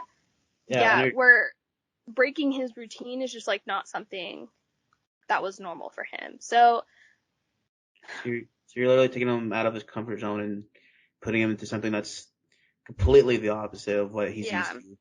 Something that's completely different, out of the beaten path for him. It's just, yeah, I felt, like yeah, I said, nothing but, I said it, feels like 1,000 times already, but I just feel bad for him because, like, I really mean it. It's like, I don't know, it's an awful thing. yeah. Because like even though I always like have to remind myself of this too, and maybe you can relate just because we are emphasizing on it really hard. But at the end of the day, even though like true crime is something that I'm fascinated with, um, these are people's lives. I mean, whether they're Yeah, being wasted in jail or people lost their lives in like a gruesome way or just like tragic way, like these are real people, and even though like it's entertaining to watch and it's mysterious and stuff like that, you just have to like ground yourself whenever, I don't know, like I can only handle so much true crime yeah, in a day just because it gets so heavy. I don't know it if you does. experience that, but Yeah, I felt that a lot too because, like you said, you can only, for me, it feels like I can only take so much at a time. It's like only increments I can listen to certain, like, watch certain stuff. It's not like I'm watching it 24/7. I mean, yeah. I will listen to it and watch it, but it's not like, it's like, okay, I got the rest of the day to go watch music or do whatever, go edit something. But it's like I gotta get my mind off of this podcast. This heavy podcast I just listened to, whatever, just, um, but yeah, it's just one of those things too. Like he's having to emphasize a little bit, but maybe sort of like you said, it's a true crime thing. And you're listening to all these horrific things, like yeah, OJ. It's like yeah, he possibly knifed this person to death. But at the same time, it's like oh gosh, there's more people out there who probably can't handle listening to a podcast like that. But yeah, Yeah. one that you And but go ahead. oh, I was just saying, like, my boyfriend's all, he always makes fun of me because he's like, what else? Like, here, all you watch is true crime. And then some days he'll, like, walk into the room. He's like, are you watching SpongeBob? I'm like, yeah, dude, it was getting too heavy. No, SpongeBob, it's always a great thing. Hey, I'm 23 and I still watch it from time to time, sometimes too. Dude, Me and Brandon recording it just the other day, I think too. Like, like I always put it. someone was wearing a I'm sweater five. and someone was wearing a sweater the other day. I'm like, best time to wear a striped sweater is all the It's all time. the time. Like I quote it all the time, like ravioli, ravioli, give me the formioli.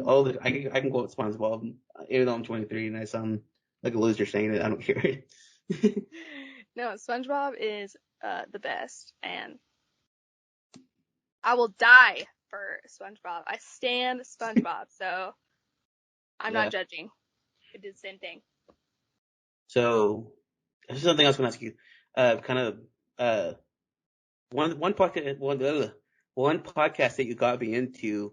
I don't think you meant to, but you got me into was the case that happened in Canadian, and I thought I kind of give you the floor and kind of talk about that a little bit more so we can dive into it. Because on the host, it feels like you ones you kind of brought it up off air to kind of let you talk Hmm. about it, what it was about that intrigued you about it. So, well, for those who don't know, it's not really a well-known case, in my opinion. It's not as talked about as it needs to be. But in 2016, the night before Thanksgiving, he was a senior at the time. His name was Thomas Brown. He went missing, and as soon as he missed curfew, his mom and his brother like knew something was up. They were texting him. He wasn't responding. And with an iPhone, you send a text and it doesn't go through. It's a green text. Mm-hmm. And so they knew like something was up. His phone was off. They went out looking for him all night, and then the next day, luckily, he had a friend who her dad, I believe, had a helicopter. Mm-hmm. Anyways, they're searching for him aerially, and they found his car. Yeah. They searched his car. He wasn't there. Sheriff showed up, and his immediate explanation for where Thomas Brown was it was probably suicide. Nobody thought it was a suicide. Thought he was a runaway with little to no investigating done. So Yeah, and I think in 2019 they found his remains. So, but there's just God, I hate talking like about that case because it could have that's one of those things that's like it could have been me, Yeah, you know. for sure. But yeah, there was just a lot of suspicion surrounding like what happened to him, and his family was really pressing the sheriff's office, and the sheriff's office was not, um, you know, doing a good job with the investigation, in my opinion. They kept a lot of things from the family. They weren't communicating, a lot of poor communication, but also a lot of poor police work. I mean, the day that they found his car, they didn't even process it forensically. So it's Yeah. like, what? They found a bullet casing, a drop of blood, urine outside of the car, but no body. All of his stuff was gone, and That's, you didn't think to forensically process this, lift fingerprints, take DNA samples. Like, I don't know. The whole thing was weird. The sheriff ultimately walking up to the scene and being like, "Ah, yeah, suicide." It's no. like, what? No, without no testing or anything either. It's like right off the bat, that's your first guess. Yeah. It just doesn't make any sense because they said the Texas Monthly has a podcast about it, kind of talking about it, and I'm a few episodes into it and just listening to it, and it feels like it's hard to listen to it and think at first. Morgan, Hello? sorry, I thought something popped on my computer. I was like, I thought something happened in my bed. I was like, oh no, something's happening. So what I was saying was like, what I felt bad about was like when I listened to it, it's like kind of hard to like think like, is there a possibility that there's some conspiracies behind it? That's what I thought of initially when I first started hearing it. Like, even when you brought it up, it's like, I wonder if there's something that's could be hiding. There's information that's being hidden somewhere. I don't know. That's just what I thought initially, but I'm more listening to it. It's like, I don't know. Maybe I don't know what to think sometimes when I listen to this. This case. Yeah. Oh, well, with the podcast that I told you to listen to, that Texas Monthly one, I listened to that just this past year. And so there were a lot of new things that came out with that I had no idea. So, Hmm. but yeah, you're 100% right in the fact that there might be some corruption. Either the, the big thing is that there's somebody in that town that knows something that isn't saying anything, Sure. right? Because I mean, he disappears, right? Yeah. Without a trace. I mean, and then, that his family hires a private investigator who does his own searches. They're being told to stay out of an area that they've already searched, which is really weird, which is where his remains end up being found. Yeah. And, there's a lot of stuff with like they found a phone, they didn't know if it was his, ended up it being his phone. They weren't sharing with the family what they were finding on it. There's like a lot of confusion where with his mom having the phone, and and then there's I don't know if you've listened to it so far. Wait, what episode are you on? I'm not gonna give anything away. I'm on the second episode. I just finished the second episode before this one. Okay, yeah. So there's just it's either corruption or cover up or Yeah. both. Yeah, I think I was thinking that too so far. I mean, when you brought it, like you and I were talking kind of before the podcast started, and you were kind of talking about like the Thomas Brown thing or yeah, and Tom Brown and all that, and I was like, that name sounds familiar. Why does it sound so familiar? And I looked it up, and I was like, yeah, I remember this. I remember this whole case kind of. Then I was like, there's so much information I probably don't know about it. So when you told me there's a podcast over, I'm like, yeah, of course, I'm going to listen to it as much as I can.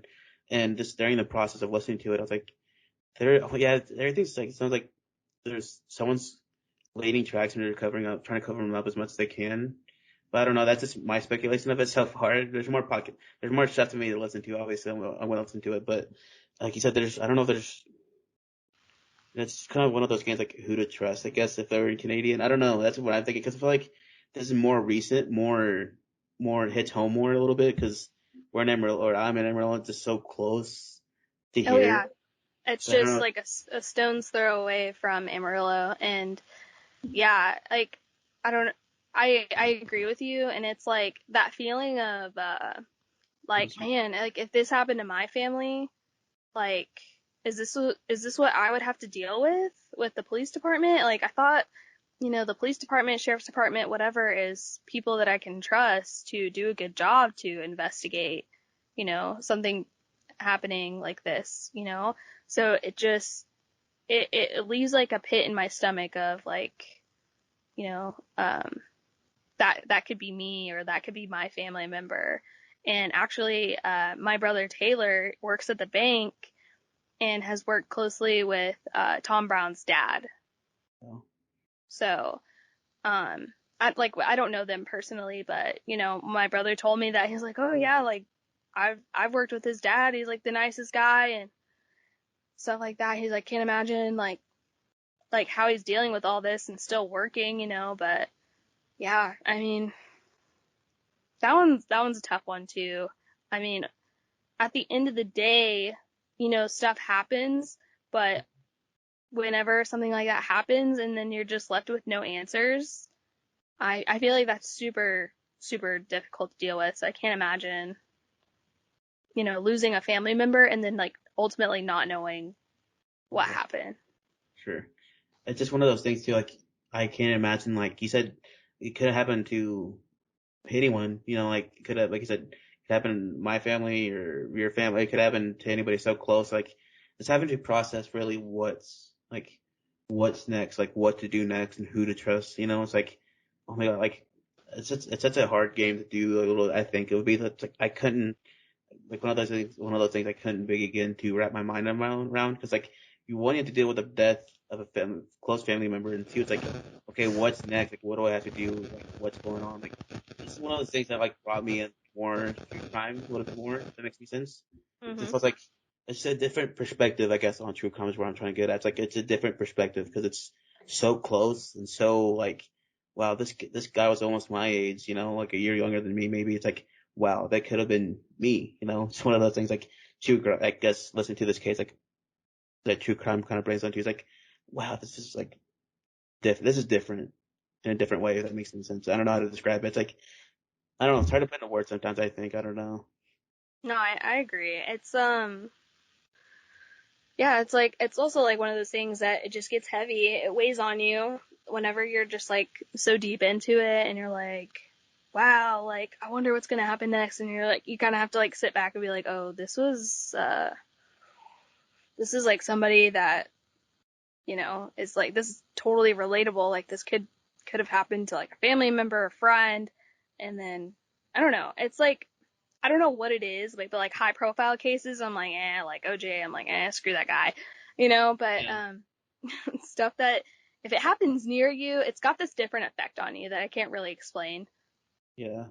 If it's for sure, because it's really easy to say, like you said, it's really easy to say, oh, gee, did it, put him in jail, put him in, it's like, we don't know what happened to this kid that happened Canadian, it's like, there's so much information, I don't know, it's like, it's crazy, but yeah, Yeah, that's when it starts getting too heavy, like you said, it starts getting too heavy, and then you have to pop SpongeBob back on or something like that, or put Mandalorian on and watch Baby Yoda or something. oh yeah, definitely. But with that case too, like I don't really know how to feel because it's a small town, and I doubt that they've ever had to deal with anything like that specifically as far as like crime goes. And so you have this kid that disappears, and then you have the sheriff's department that could be you could be dealing with a cover up, but also they're probably thinking like we've never dealt with anything like this before. And so you want to give them the benefit of the doubt for being ill prepared for something like this, but then you like the further you get into the podcast, the more you'll find out like something's Yeah. going on here. Like Yeah. this guy knows something, he is uncooperative and doesn't want to communicate with the family, very accusing Hmm. without proper evidence or proof of anything. Yeah, it gets political, it gets a little nasty, and it's just at the end of the day, you just feel bad for family. Tom Brown not having justice, and then his family not having any answers. So, Yeah. but hopefully, I think there's supposed to be a grand jury for Oh, that wow. case happening soon, and so hopefully we'll find out more than we know. But I think COVID has kind of set that back, so we'll see. Yeah, for sure. I think hopefully I'll get more information the more I listen to it, because I kind of felt, I think it was a Sarah, I think at the beginning, the first episode, it was kind of talking about it, and that's first, I think one of the first people I felt kind of sketchy about, but I wasn't too sure. I was like, what's going on kind of thing, but I don't know. I don't know. I have to gain more information. I think you said just listen to it. Yeah. Yeah, it'll take it for a loop. And I've been following it since it happened. So, I thought I knew maybe what happened a couple of years ago, and then I listened to that podcast just this last year, and now I'm like, okay, maybe I don't know. I mostly heard it through like Facebook and stuff like that, like kind of necessarily, not so much like a whole lot of information on it, kind of heard it through the grapevine kind of thing. Like just Yeah. to go down information, but I was like, I didn't really know a whole lot until like stuff eventually came out, until they found, Tom. But um, I was like, oh, maybe I should start looking into this more. But like before listening to the podcast, like when were you more intrigued before you listened to the podcast, or was the podcast the point where like I need to start listening to this more or get into the case more? I was super excited when the podcast came out because number one, it's just a case that needed more media attention. I think that whenever you have somebody that goes missing in a small town, especially where crimes like this just don't exist, and then it needs that media attention to put pressure on people that are making the big decisions in the investigation to move forward to actually do their jobs and investigate, which takes a lot of manpower and it takes a lot of money and time. But whenever you have a podcast or like just even like a big YouTuber, whenever they bring attention to stuff like this and they bring it an audience with it and they're constantly calling the sheriff's office and stuff like that, it puts pressure on these people. So I was super excited when it came out. And like I said, I've been following it since 2016. So I was super pumped about it. And I thought the guy that is narrating the whole thing, that is doing, the footwork and the investigation, I thought he did an amazing job. Like he does such a good job of communicating because he interviews a lot of Tom's family members and his friends, and I think he does a really good job of being personable and explaining who Tom was, and he does it elegantly. Like I don't know if you agree so far with just two. Yeah, What I've heard, it sounds pretty intriguing. But yeah. yeah. So he takes a really good outside looking in approach on it. He's not you know he's not biased, so I think that helps out a lot. He's not shining like a terrible light on anybody on purpose. He is stating facts and he's stating like new ideas and new things that have come out, and so I thought it was very well done, and I think hopefully it brought a lot more attention to it. I don't know how big the Texas Monthly case is or podcast is, but hopefully it did a good job Sure. of just like drawing in more people. So I kind of yeah, do. Yeah. Well, with being, like you said, stating the facts is always, I think, what needs to be done, and being unbiased in situations and stuff like that. As far as podcasting goes, I think that's probably one of the key things. My sticker, by the way, on your cup, I saw that Joe Rogan one. But, yeah. sorry, I just saw that. It caught my eye. But, what I was going to say though, from the last time you were on till now, it looks like you've added a new microphone. So, are you going to take those facts or anything like that and go somewhere else with it potentially? I don't know. My dad actually got this for me for my birthday because like I kind of wanted to do podcasting for a little bit, but I was working and stuff like that. So I also have to get better at talking in long form. Like this is like really good practice for me, so I really appreciate you having me on. But yeah, I kind of have wanted to do it for a long time. So if you need like if you ever start like a true crime podcast and you need a co-host, you know. Yeah, let's do one together. I'm always down Yeah. to do one. I feel like what really happened is like a really good title for like unsolved mystery cases. So it's a good name for a podcast. Like, hey, what really happened in this? I think, yeah, I didn't even think about it that way. The name came to me out of nowhere, honestly. It just, like, what really That's what I'm happened? here for. That's what I'm here for. Yeah, But yeah, it's just a little, um, I wanted the sound to be better this time sure. because it It was sounds, just coming through my, AirPods. So, it sounds great. The audio sounds great from what I hear. And, that's kind of what I picked up. I mean, I didn't pick this up. I got this as my microphone was a Christmas present because I felt like I was tired just talking into like my actual like Apple iPhone to plugging it in. I was like, man, I need to be more professional if there's a sense of it. Like I need to be more on the ball. And so I got a mic for Christmas I got a mic. I was like, heck yeah, like we finally start my own podcast. But yeah, you and I have to start thinking about talking more about starting a podcast about true crime. That'd be pretty cool. yeah, it would be. But we need like a, you know what headphones I was thinking about getting, even though I can't really convince myself to spend the money right now, but the headphones that are noise canceling, but also so you can hear yourself so you're not talking over people. Oh yeah. Like they Yeah. do like in Joe Rogan type studio. Yeah. Everything's Joe Rogan. Everything I know about audio and stuff like that, for the most part, is Joe Rogan. Or not so much Yeah. Joe, but young Jamie, I guess. Yeah. Joe is like, he always talks about how important it is, especially whenever he has a fight companion. Yeah. And he makes everybody, he's like, everybody has to wear the headphones. You have to wear the headphones so that you aren't constantly talking over everybody. But yeah. Yeah.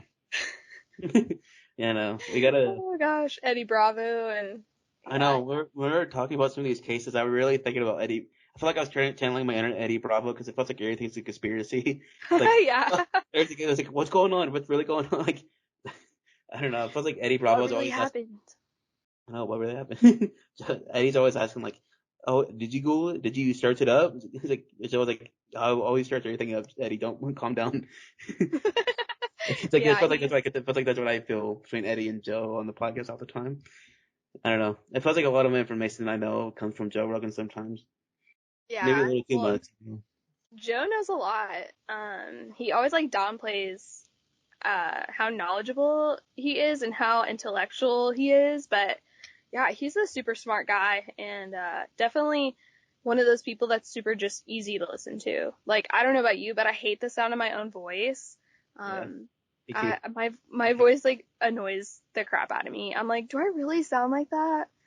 Oh my gosh, why do people like bother talking to me? You know, so I feel the same like way. Like for me, it feels like my head. It sounds a little bit more deeper than it really is. But when I go back to edit, like it sounds like Mickey Mouse is talking sometimes. I don't know why. It feels like I don't know. I hate the sound of my voice. It's like it feels like if Mickey Mouse like had a balloon, like helium balloon, and like sucked it. That's what it feels like my voice sounds like when I go edit. And, like I hate my voice. I hate everything. And, like I just nah, it's not. It's not bad at all. Not at all. I don't agree with that. yeah. I don't know. I need to. I think Joe. I was gonna say something about Joe, but yeah. Like so I just wish I would have logged how many hours I've listened to Joe just to be like, oh, I just did for the heck of it to see how many hours I spent with. I say I spent with Joe. I'm not really there with Joe, but Joe doesn't know any of this. But that'd be pretty cool just to be like, I wonder how many hours of podcasting I've listened to, or how many times I've gone back to listen to Joe. Mhm. Yeah. So yeah, do you have any before I guess to head out? Do you have any favorite like true crime podcasts you like to promote out there, throw out there for the people to listen to? No, you talked about the Tom Brown one, but that's a good one. But is there any other? Yeah.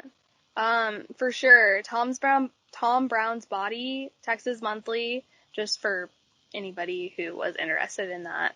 Um, the very first podcast that I ever listened to, if you haven't listened to it, it's called Serial.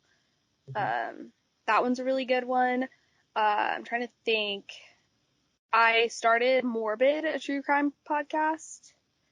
It's literally morbid, colon, a true crime podcast. No, I can't speak.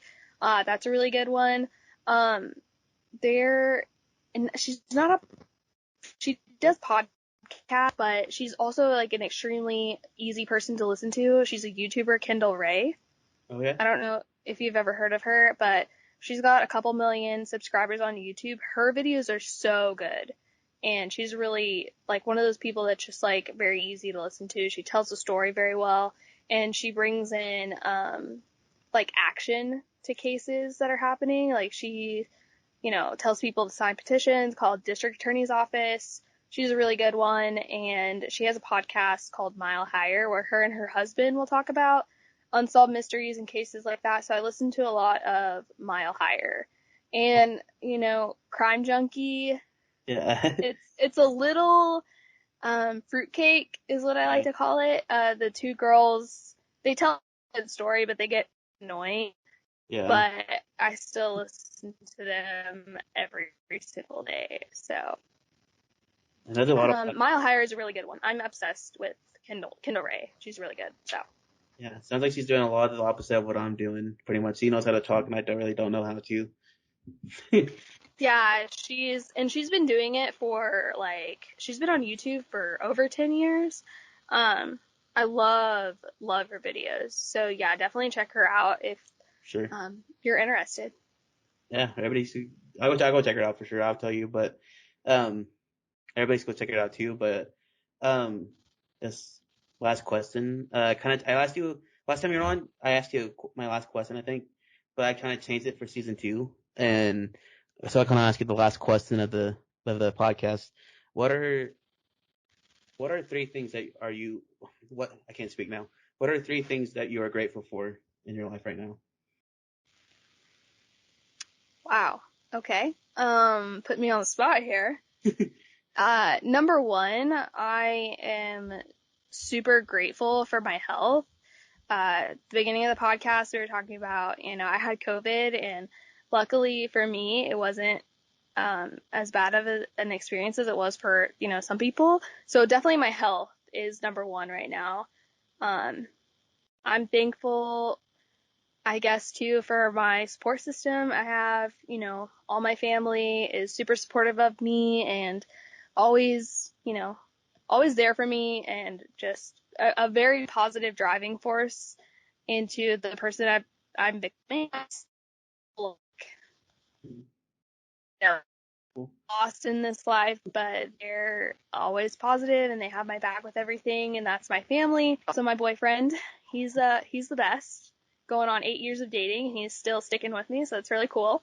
And number 3 would have to be I'm thankful for the outlets that I have, like jujitsu, working out, having the ability to have an outlet. I think it's super, super important for my physical health and my mental health, and yeah. So I think that was 3 things, right? Yeah, that was 3. My health, my support system, and the hobbies that I have. I think I got it. Yeah, those are great 3 things to be grateful for. Yeah, so man, supposed to be going a little 2 hours strong here. So Woo! by far my longest podcast, I think, so far. Oh! I wanted to edit some like the middle part out. But yeah, thank you for coming on, Morgan. It's always you're always welcome here. Obviously, you're very childhood friends. But yeah, yeah, thank you for coming on, and thank you to everybody who stayed over for almost 2 hours for this podcast. But yeah, it means a lot. Crazy. I Yeah, know. we were talking about a lot of stuff. The 2 hours went by kind of quick, I think, though. Yeah, I didn't even realize that. I thought we were like at least an hour and a half, but not 2 hours. That's crazy. It is kind of It's crazy. been fun. It's always fun to be talking to you about different stuff, whether it's true crime or UFC or stuff that you drew, whatever. Oh yeah. Okay, I have a question for you before. Connor or Poirier next Oh gosh, Saturday? I know that. Okay, okay. I totally figured you asked me that because I put you on the spot last time about that. Um, uh, my first instinct is to say Dustin. So there's something in my gut saying Connor. I don't know what's making me say Connor, but I'm literally torn between the two. I feel like Dustin has more to prove. I think his Connor's more like he's done his groundwork, he's built his foundation in the UFC, and he's just here to do his money work in a good way, in a good way. But Dustin's more like he's trying to prove his name more, a little bit more. Not that he doesn't have a name yet in the UFC, but he wants to be at that level of Connor. So hopefully, I think he's going to come out swinging, and hopefully one of those swings connects and knocks Connor out. I think, but that's what I think is going to happen, maybe. But what do you think? Oh gosh, I don't know if I can put I have a lot of more confidence, I guess, in Poirier. He's got that Louisiana hot sauce like Yeah, grind to him now. So I think he's more motivated, and I think he's got more to lose than Connor. And so I think that his fight camps might be looking a little bit more intense. So, um, and like I said before, he's just such an evolved fighter. The fight game is it's advancing so quickly, and I think Dustin's been able to keep up, whereas Connor is just he's kind of in that old legacy, phase. yeah, Um, he's he's not as evolved, I guess, is what I'm trying to say. So yeah, I'm gonna have to go with Poirier. yeah. I'm kind of there too. I think I'm kind of torn, but there's something telling me to say Poirier too. But it's going to be a good fight overall. Either way, it's going to be a great fight just to watch as a fan. I Just going agree. to be something that no matter who wins, I think just that's deserving for either one. But I don't It's know. gonna be entertaining no matter what. Yeah, for sure. Um. Oh, before we go, I have one more thing. I said bye like 50 different times. I'm sorry. I guess the podcast is going to keep on going for another hour. I guess. But so did you see that? So most people don't may not. We may have talked about this last time, the first time you're on, but there's a UFC fighter currently on the roster, and she's from the Amarillo area. Her name is Sarah Too Sweet Alpar. And I was lucky enough. We weren't on the wrestling team at all because I was a little bit younger than she was, but she would come train with us in wrestling practice sometimes from here and there. But because she was preparing for UFC fights, but so I was lucky enough to be in the same room with her and watch her compete and practice. But did you see in the news recently that Jake Paul, everybody knows who Jake Paul is, the Paul brothers, the YouTubers for boxing now. Did you see that he sent her like money for GoFundMe and all that? Did you see that? Yeah, dude, $25,000. It's crazy. Because she had to start a GoFundMe for her fight camp, which is like ridiculous. She's in the UFC. Uh, I think even though I absolutely despise Jake Paul, that it gained a lot of respect from me for him because that's a huge, huge blessing to receive funds. And how random is that? Sarah Alpar from Amarillo, Texas. Yeah, I actually grew up with her younger brother Aaron Alpar, and her dad is my eye doctor, Oh wow. weirdly enough. So yeah, it's a super, super good family, and I'm ecstatic for her. That's so awesome that Jake Paul of all people decided to contribute to her fight career. So that's awesome, and I think that he is bringing attention also to a bigger issue. Like these fighters need to be taken care of and paid more. So I can give him a hats off to that. Helping a fighter from our hometown, Amarillo, the 806. So yeah, that's God, that's so cool. I'm so ecstatic for her. That's awesome. Sure. I'm excited for her too because I was just lucky enough to like she had her. So I think she's only had one fight so far in the UFC, Two. and two, right? That two. That's right. Yeah. I saw one of them. That's where I was getting my numbers mixed up. But I saw one of them, and it's just amazing how she's came a long way. I think just from the amateur ranks to getting this contract in the UFC, and just randomly Jake Paul, this YouTuber who I don't know, just sent her $25,000. It's pretty cool. Her being from 806 Bomb City. Hopefully she can get a good training camp and throw some bombs over herself. Who's ever come at her next. Whoever Yeah. Dana decides to put her next. Because I Yeah, really want to. totally. She reminds me a little. Not, how can I say this? Hopefully she gets a strap. Like she works her way up to get a title shot soon. In the Hmm. next like, a couple of years, that'd be pretty cool. Yeah, I think a couple of years is a good time frame because last fight she looked a little rusty. Good. Um, and I think now that she has the funds to do a fight camp, and because she works as a full-time barista. Oh, really? Yeah, No. or I don't know if she's full-time, but she's a Starbucks barista, and she was literally grinding as a barista and trying to train and prepare for a fight. So hopefully this financial help um will give her a better structure for fight camp, and she gets the training that she needs, and she's putting in the work. Um, yeah, I think we're gonna see a different fighter this next time around. I think so too, because it feels like she's finally getting the resources based off the financial help she got from Jake. So it Yeah, feels like she's really going to come out. I think hopefully improve on what she needs to do and continue to work on her. Like I said, she's rusty. Work on or shine some of that stuff that rust off. And just work on those, I guess, takedowns and strikes and stuff like that and everything like that. Because I don't know. I think her takedown, her grappling and wrestling was maybe something that she may lean on a little bit more because she has that background. But I don't know. yeah, Hopefully she can come out and just show Dana what she really is or what she really can do, because it felt like everybody out there is trying to prove to Dana what they can and can't do or can do for the most part. Because I don't know. There's one person that does need a title shot right now. You said Sarah's in like a couple years away, but I think there's one person that comes to mind who needs a title shot now, and that's Sean O'Malley. I think he needs a title shot right now. Like he's been needing a title shot. I think, but I don't know. I yeah. could be wrong. Um, yeah, no, I agree. The thing with him is that Cheeto loss was kind of, but Yeah. he did get injured. Um, it's never fun to see somebody lose just because of an injury. I think we saw that with like Anderson Silva and Chris Weidman, and it's just hard to watch, and it's hard for a fighter to come back from an injury like that. But yeah, he he's like he's like I don't know what I'm trying to say. He's a character, and he's like one of those one in a million fighters.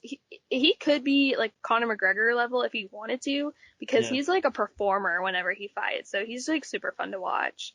But yeah, he's somebody that if I had the money, I would bet on that he's going to be a superstar. So yeah, I can't wait for him to get a title shot. They were actually scrambling to find somebody for him to fight. So Yeah, for sure. hopefully he gets to put on a show. I know he's always been. I think there's some people out there who know how to be a performer in front of the fans, whether if it's at a press conference or something like that. They know how to. They know it's UFC's a business in a way, so they know how to Hmm. bring in extra pair of eyes, like to like if you're not even even if you're a casual fan or even not even a fan at all, people who know who Conor is and Hmm. Conor McGregor is and Anderson Silva, all these big guys who know how to be in front of people like it's nothing. And I think Sugar Sean, it could be on that way pretty soon, hopefully. I mean, he's sunlight now, but once he knows how to be in that spotlight a little bit more, I think he'll like hone his own craft in that area, if that makes any sense too. Yeah, totally. No, I agree. Because once he gets in the cage, he knows he can perform that way too. That he's comfortable in the cage, I think. So I don't know. That's what I think. He's pretty cool. He's one of those up and coming guys that is going to be pretty exciting to watch, I think. Yeah, he's stylistically like he's up there with. Yeah, his kickboxing is pretty off the charts too. Oh yeah, totally. And he's got that like Skittles hair still, so. No, I think everybody's going to remember him. If anything doesn't get a title shot, everybody's going to remember him for the Skittles hair. If anything, I think, but I don't know. The Skittles hair, and then the knockout and the walk off, like that was so sick. Even that one fight, I think he had one of the last ones, not the most recent one, but the one before that. He knocked the guy down with his left hand, got him back up, and knocked him out with his right hand, just so birds and dice. I mean, like he's a planner. He's already in the works of becoming someone, in the UFC. So Dana needs to start, getting some matchmakers in. I know, right? Do you have any what was I gonna say? Do you have any matches you think you're looking for other than the Connor and Dustin? Or is there any other fights on that card that you're looking forward to? I haven't looked at the card recently, only because I've been super super busy. But um, yeah, no, I've been, my boyfriend told me like yesterday. He was like, dude, Connor fights in a week. And I was like, what? What? So I've been kind of, out of the loop here lately, but I'm sure it's a stacked card, since it's McGregor, but. I saw that. Do you remember? So there used to be a football. You probably know this. You're pretty much in the UFC trenches, pretty much along with it, like me and everybody else. But Greg Hardy is a former Dallas Cowboy. He's a UFC fighter now. He's a heavyweight fighter. He's Oh, yeah? fighting. He's fighting on the same card as Conor McGregor right now, and it's just crazy to think. I know he's a heavyweight fighter fighting. I don't know who he's fighting, but it's just crazy to think that Greg Hardy, the former Dallas Cowboy defensive end, is going to be on the same fighting card as Conor McGregor. It blows my mind. I don't know why. That's awesome. I didn't know that. Yeah. Yeah, he's on the main card. I'm looking Yeah. at it now. I know. Wow, that's awesome. Yeah, he's not co-main event, but he's the one right before it. Wow. Nope, didn't know that. Yeah. Yeah, now that I'm looking at it, I'm glad that you mentioned that. I'm gonna be eyeballing that one. But speaking of football players that are becoming UFC fighters, we at Reed Arena just hosted amateur fights, Mhm. and it's like semi-professional. They're not professional, but they're called professional. Yeah. I don't really know how to explain it. Got you. Keith Ford, who played for Texas A&M. Yeah. Yeah, dude. We were watching the fight. We were watching the fights, and because we were watching one of our friends, Gio, we trained jiu-jitsu with him, and he did a whole fight camp, and we went to go cheer him on. He unfortunately ended up getting the L, but that's okay. Hey, either win or learn. Yeah, that is so You true never in lose. fighting. True. Yeah, but we're just like sitting there, and they announced Keith Ford, and I'm like, the guy that played for A&M, the running back, and my boyfriend like looked at me. He's like, "Oh my God, that is him!" Just randomly, he fights at our affiliate gym. Wow. Yeah. So, and then he ended up winning. Like he looks really good too. So, be on the lookout for Keith Ford. I Well, guarantee that he's gonna make it to the UFC for sure. So it was really random, but it took me by surprise. yeah. How was his fighting game? Like game? How was it? Was it pretty good? Is it pretty solid, or how was it? Yeah. I can't tell you what weight that he was fighting at. I think it was He like or is he? 170, 175, 180. I don't know. Yeah, he's a pretty big dude. But yeah, he looked really, really good. Of course, he was fighting a guy that wasn't that great, Made him look but good. I, I'm trying to give him the other guy the benefit of the doubt because Keith Ford did look really good. But you also have to, take into consideration the guy that he was fighting wasn't that great. But he looked good, and he's got a good a coach, Jeremy Mahone. Our black belt that teaches jujitsu at our gym, he trained under Jeremy too. Wow. So yeah, so I would say, and I don't want to sound biased because that's our affiliate gym, but he's looking pretty good, and he's got good coaches, and I don't know what his ground game looked like because the whole they stayed on their feet the whole time. But if he's training under Jeremy's a black belt, I'm sure that his ground game's good too. But yeah, very exciting. So be on the lookout for Keith Ford because he's going places. I gotta keep my eyes out open for sure. You gotta make sure anytime he's in the cage. He said he's an A&M alum, right? Mhm. So pretty cool. Gotta make sure if I Yeah. ever when he gets to the UFC, that'd be pretty cool. I gotta make sure I'm repping my Texas Longhorn stuff all the time when he's fighting because I'm a Longhorn fan. Yeah. Unfortunately, It was so cool though to see him evolve like full circle. Like, he was playing football at Kyle Field, and then he got to fight at Reed Arena MMA. Like that must have been an awesome moment for him, and like everybody in the crowd was just like, he was like, any last words? He's like, yeah, gig 'em, and the whole crowd was just like, ah! It was so cool. that's pretty awesome.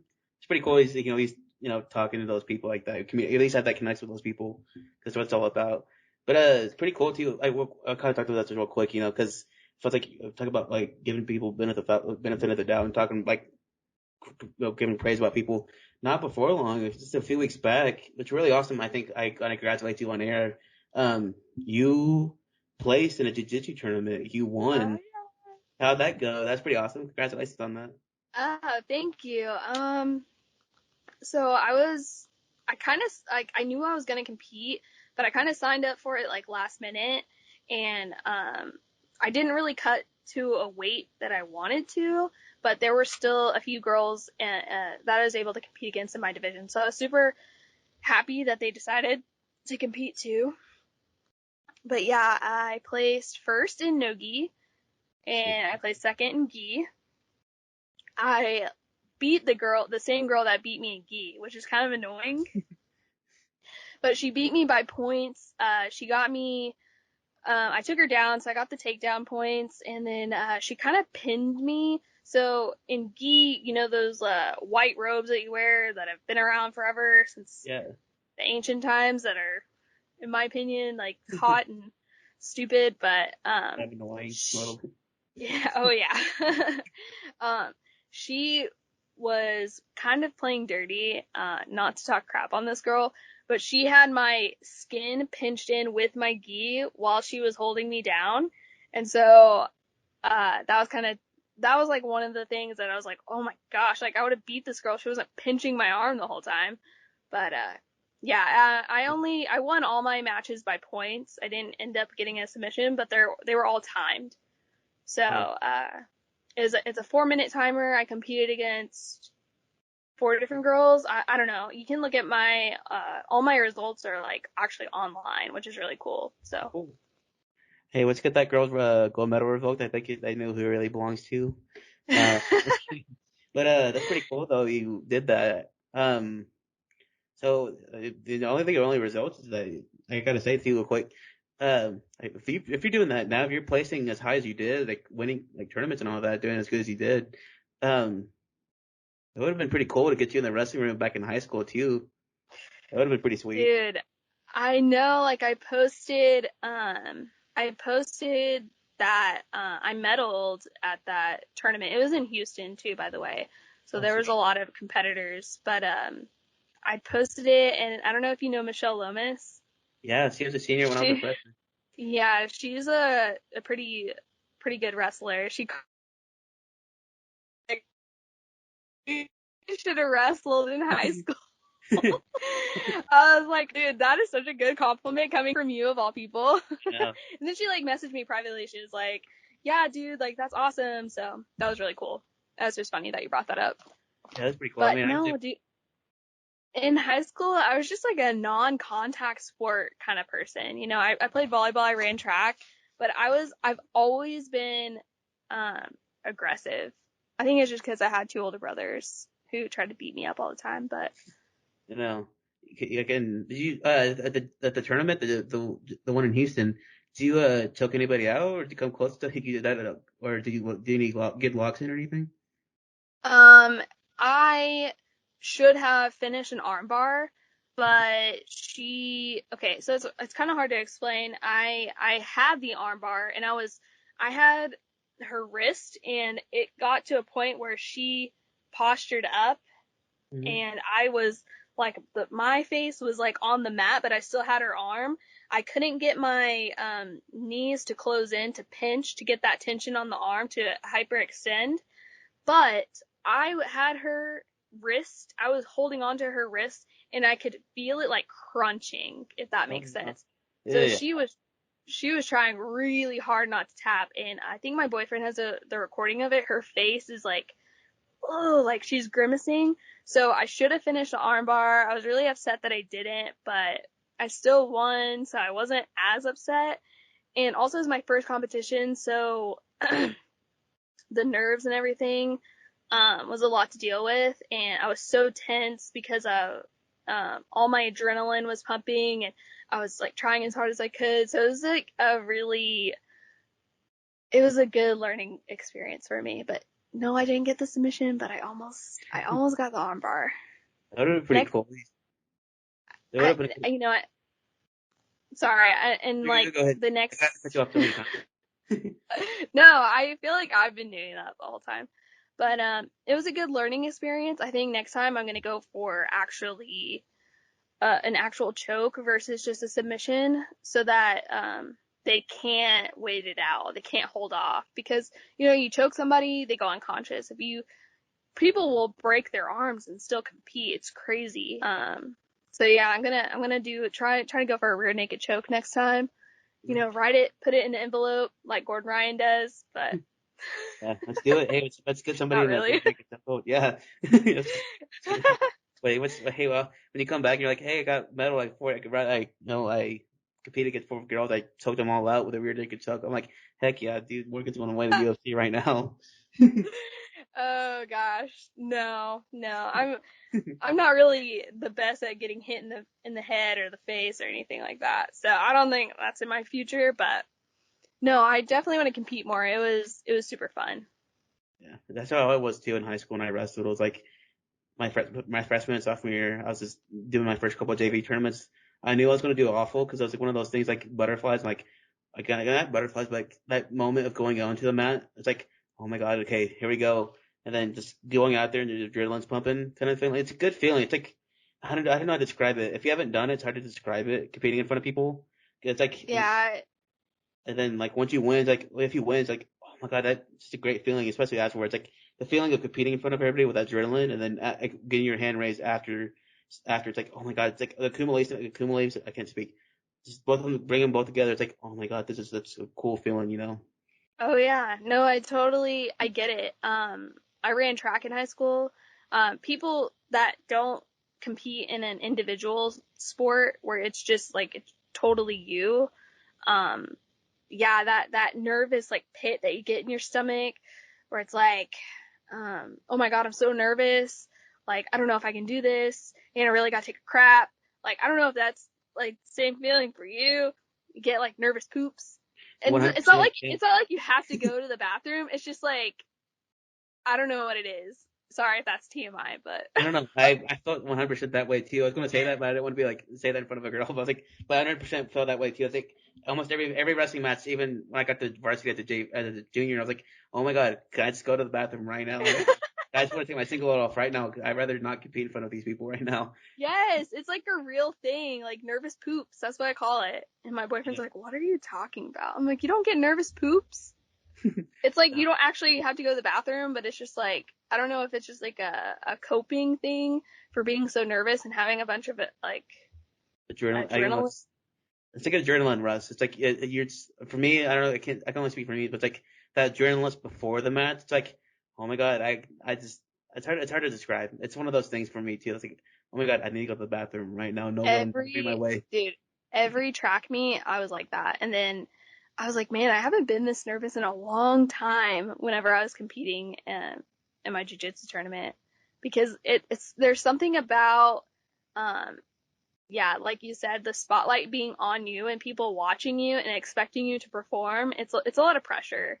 Yeah. Um, so I think like you're just overthinking everything maybe, and then you have this like physical like adrenaline that you're dealing with, and then anxiety, and yeah, I hate that feeling, but I love Yeah. competing. Yeah. It's like I don't know. It's one of those good things too. It's like I played football and wrestled growing up, so it's like in football you have that team aspect, like team camaraderie. I can't speak team aspect of it. Camaraderie, yeah. Camaraderie. Yeah, I can't speak. Like I said, I can't speak anything. But it's like so if you mess up, people can see it, but it's like more you kind of you can hide in the crowd, like hide in with 10 other teammates that you have on the field, you know. But with wrestling, I think for me it's like you're out there in front of everybody, you know. It's like you said, the spotlight's more on you. You can't mess up if you lose. It's kind of on you, you know, kind of in a way. That makes any sense? Not on you, but it's like you can go to the mat, go back to practice and like, okay, this is where I messed up on.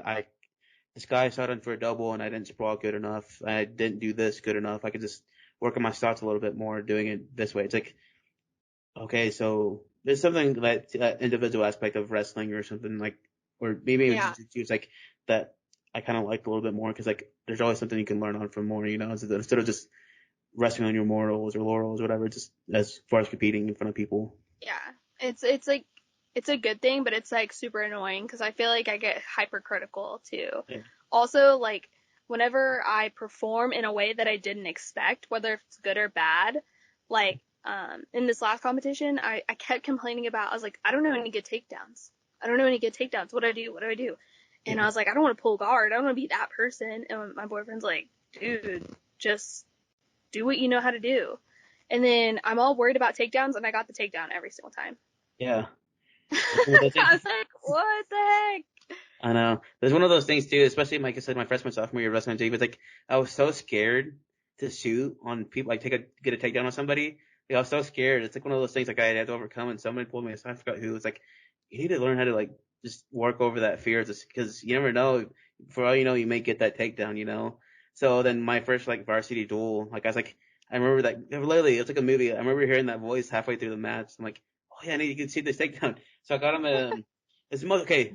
First of all, before I say this, I'm a big guy, so I understand it's a cop out move. So in jiu-jitsu, they may have this move too. So, cause they kind of cross pollinate a little bit.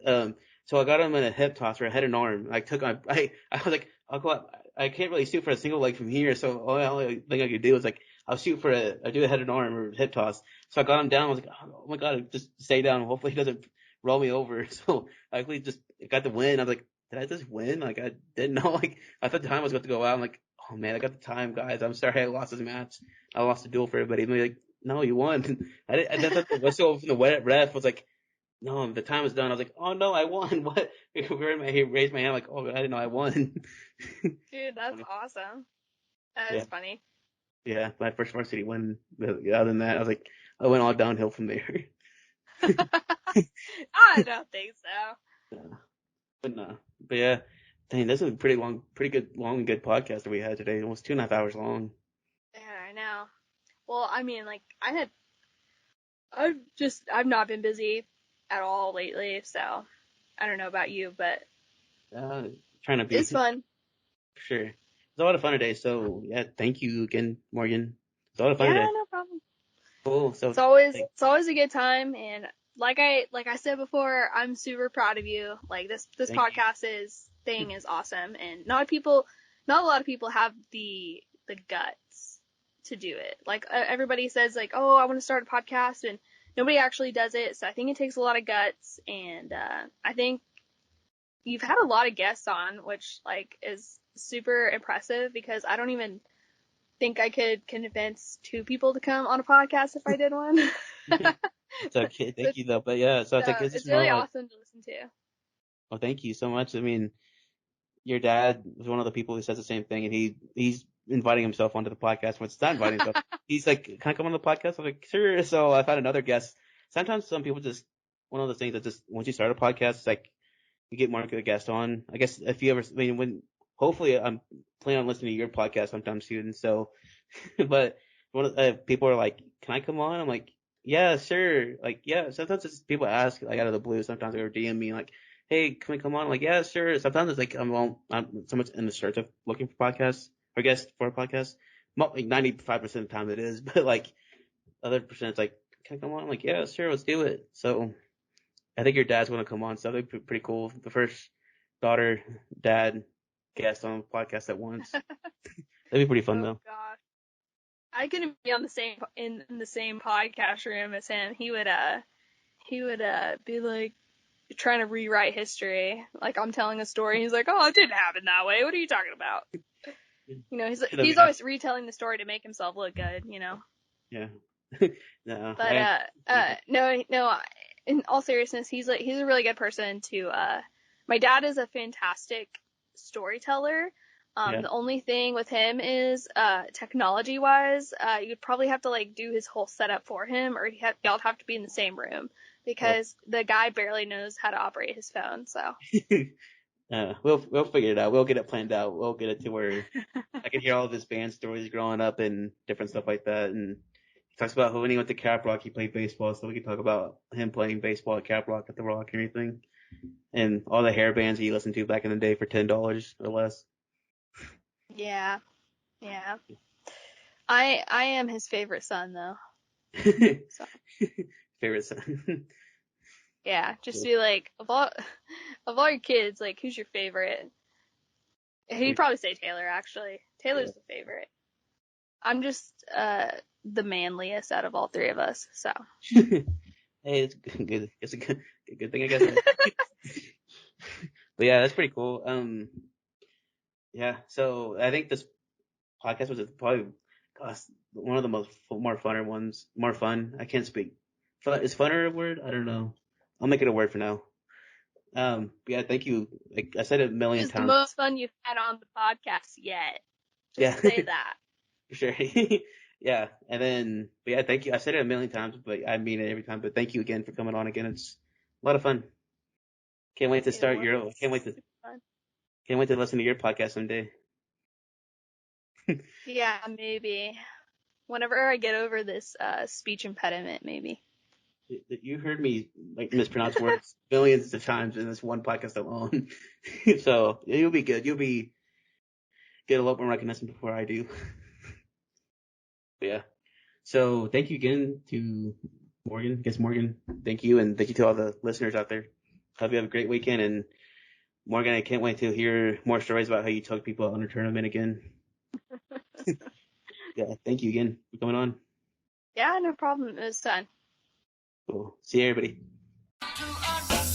Hey, did you like watching that last episode of What Really Happened? If so, don't forget to like, comment, and subscribe so you don't miss out on any more content on this channel.